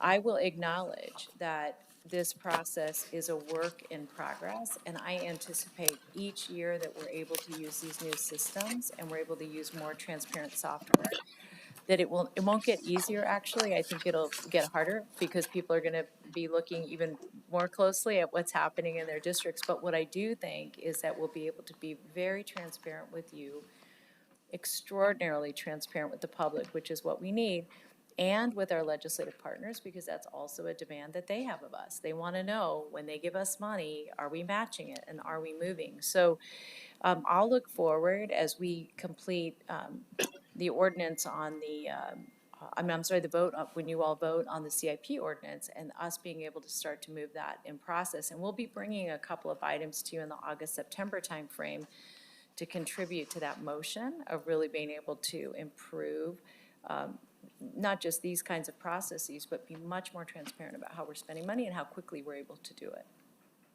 Thank you, Chair. And I do want to just say, Kathy, thank you, and to the staff. They worked really hard, and I know you all acknowledge that, but I wanted to say a very sincere thank you. These are very challenging decisions, and frankly, we're all learning these processes with you. Thank you. And I think it's good government to have these conversations and let us play around with it. So we have a motion and a second. Yes, Connie? Commissioner Barbara, County Commissioner Barbara. Just to close, I just want to assure that we are voting on this substitute that we have and that we have for the record. And with this is the intent with the amendments and the ability for the manager to come back with two resolutions, a bond resolution and a appropriation basically from the reserve that adds up to this full program that we amended tonight. So that just for clarification, the full program that's up there with the amendments evens it out to a $55 million total. Madam Chair, if I may, just to clarify for the record, so a combination of votes need to take place. The first is to accept the floor substitute, and then motion to approve the floor substitute as amended. And then for clarity, because the direction received was to come back in August to decouple the reserve allocation from the actual bond allocation, then that would require further amendments to the floor substitute. Because if you're approving as introduced at this moment. Madam Chair, so the first thing is to approve the floor substitute. Yes, so that's the one that you're considering is the floor substitute. So we vote on that. So vote on that first. Yes, and then we follow. And then you follow up with your votes as amended, with a vote as amended, and then because you've already taken your votes to your amendments, correct? Yes. Yes. And we already introduced the substitute. But you have to vote to consider the amendment in substitute to what was published already. So what you're working off of needs to have a vote and then vote as amended. And then just to clarify the record, the direction received was to come back with an additional resolution for the reserve allocation to decouple them. Because right now your floor amendment has them combined, or your floor substitute has them combined. Gotcha. Madam Chair, if I may? Yes. So I move the floor substitute. Correct. And it's been seconded. And I call for the question. Yes. Any further, well, call the question. All in favor say yes. Aye. Yes. Okay, that passes. Okay, Now the and then I second move the Floor amendment. substitute as amended. The floor substitute as amended. Second. Second. Okay, any Call the discussion? Thanks. All in favor? Aye. Aye. Aye. And then lastly, giving the manager the direction to come back with two resolutions, a 2026 general obligation bond package at $45 million with no increase in tax, and a secondary one that identifies the remaining $10 million that was discussed tonight to come out of the Revenue Stabilization Operation Reserve in the amount of $10 million. Second. Okay, and we have a motion and a second. Any further discussion, questions? Great. All in favor say aye. Aye. Aye. Thank you. That passes. Congratulations, and thank you for the discussion. And yes, as the county manager said, want to make sure we recognize all our staff that works hard on getting all this done. Okay, item 10C, rental assistance demonstration. RAD Director, Deputy Director Carrie Ellis. Go, RAD. Otherwise you're not sharing. No, I'm not.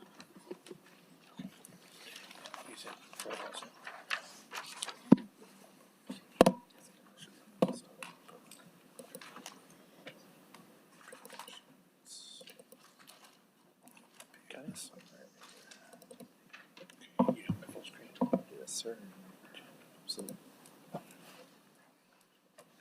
Okay, good evening. Commissioners, Madam Chair, I'm here today from the Housing Department. My name is Carrie Ellis and I'm the Deputy Director. I'm here to introduce Carlos Sanchez. He's our Accounting Manager for the Housing Department, and he will be discussing the rental assistance demonstration fair market rent payment standards.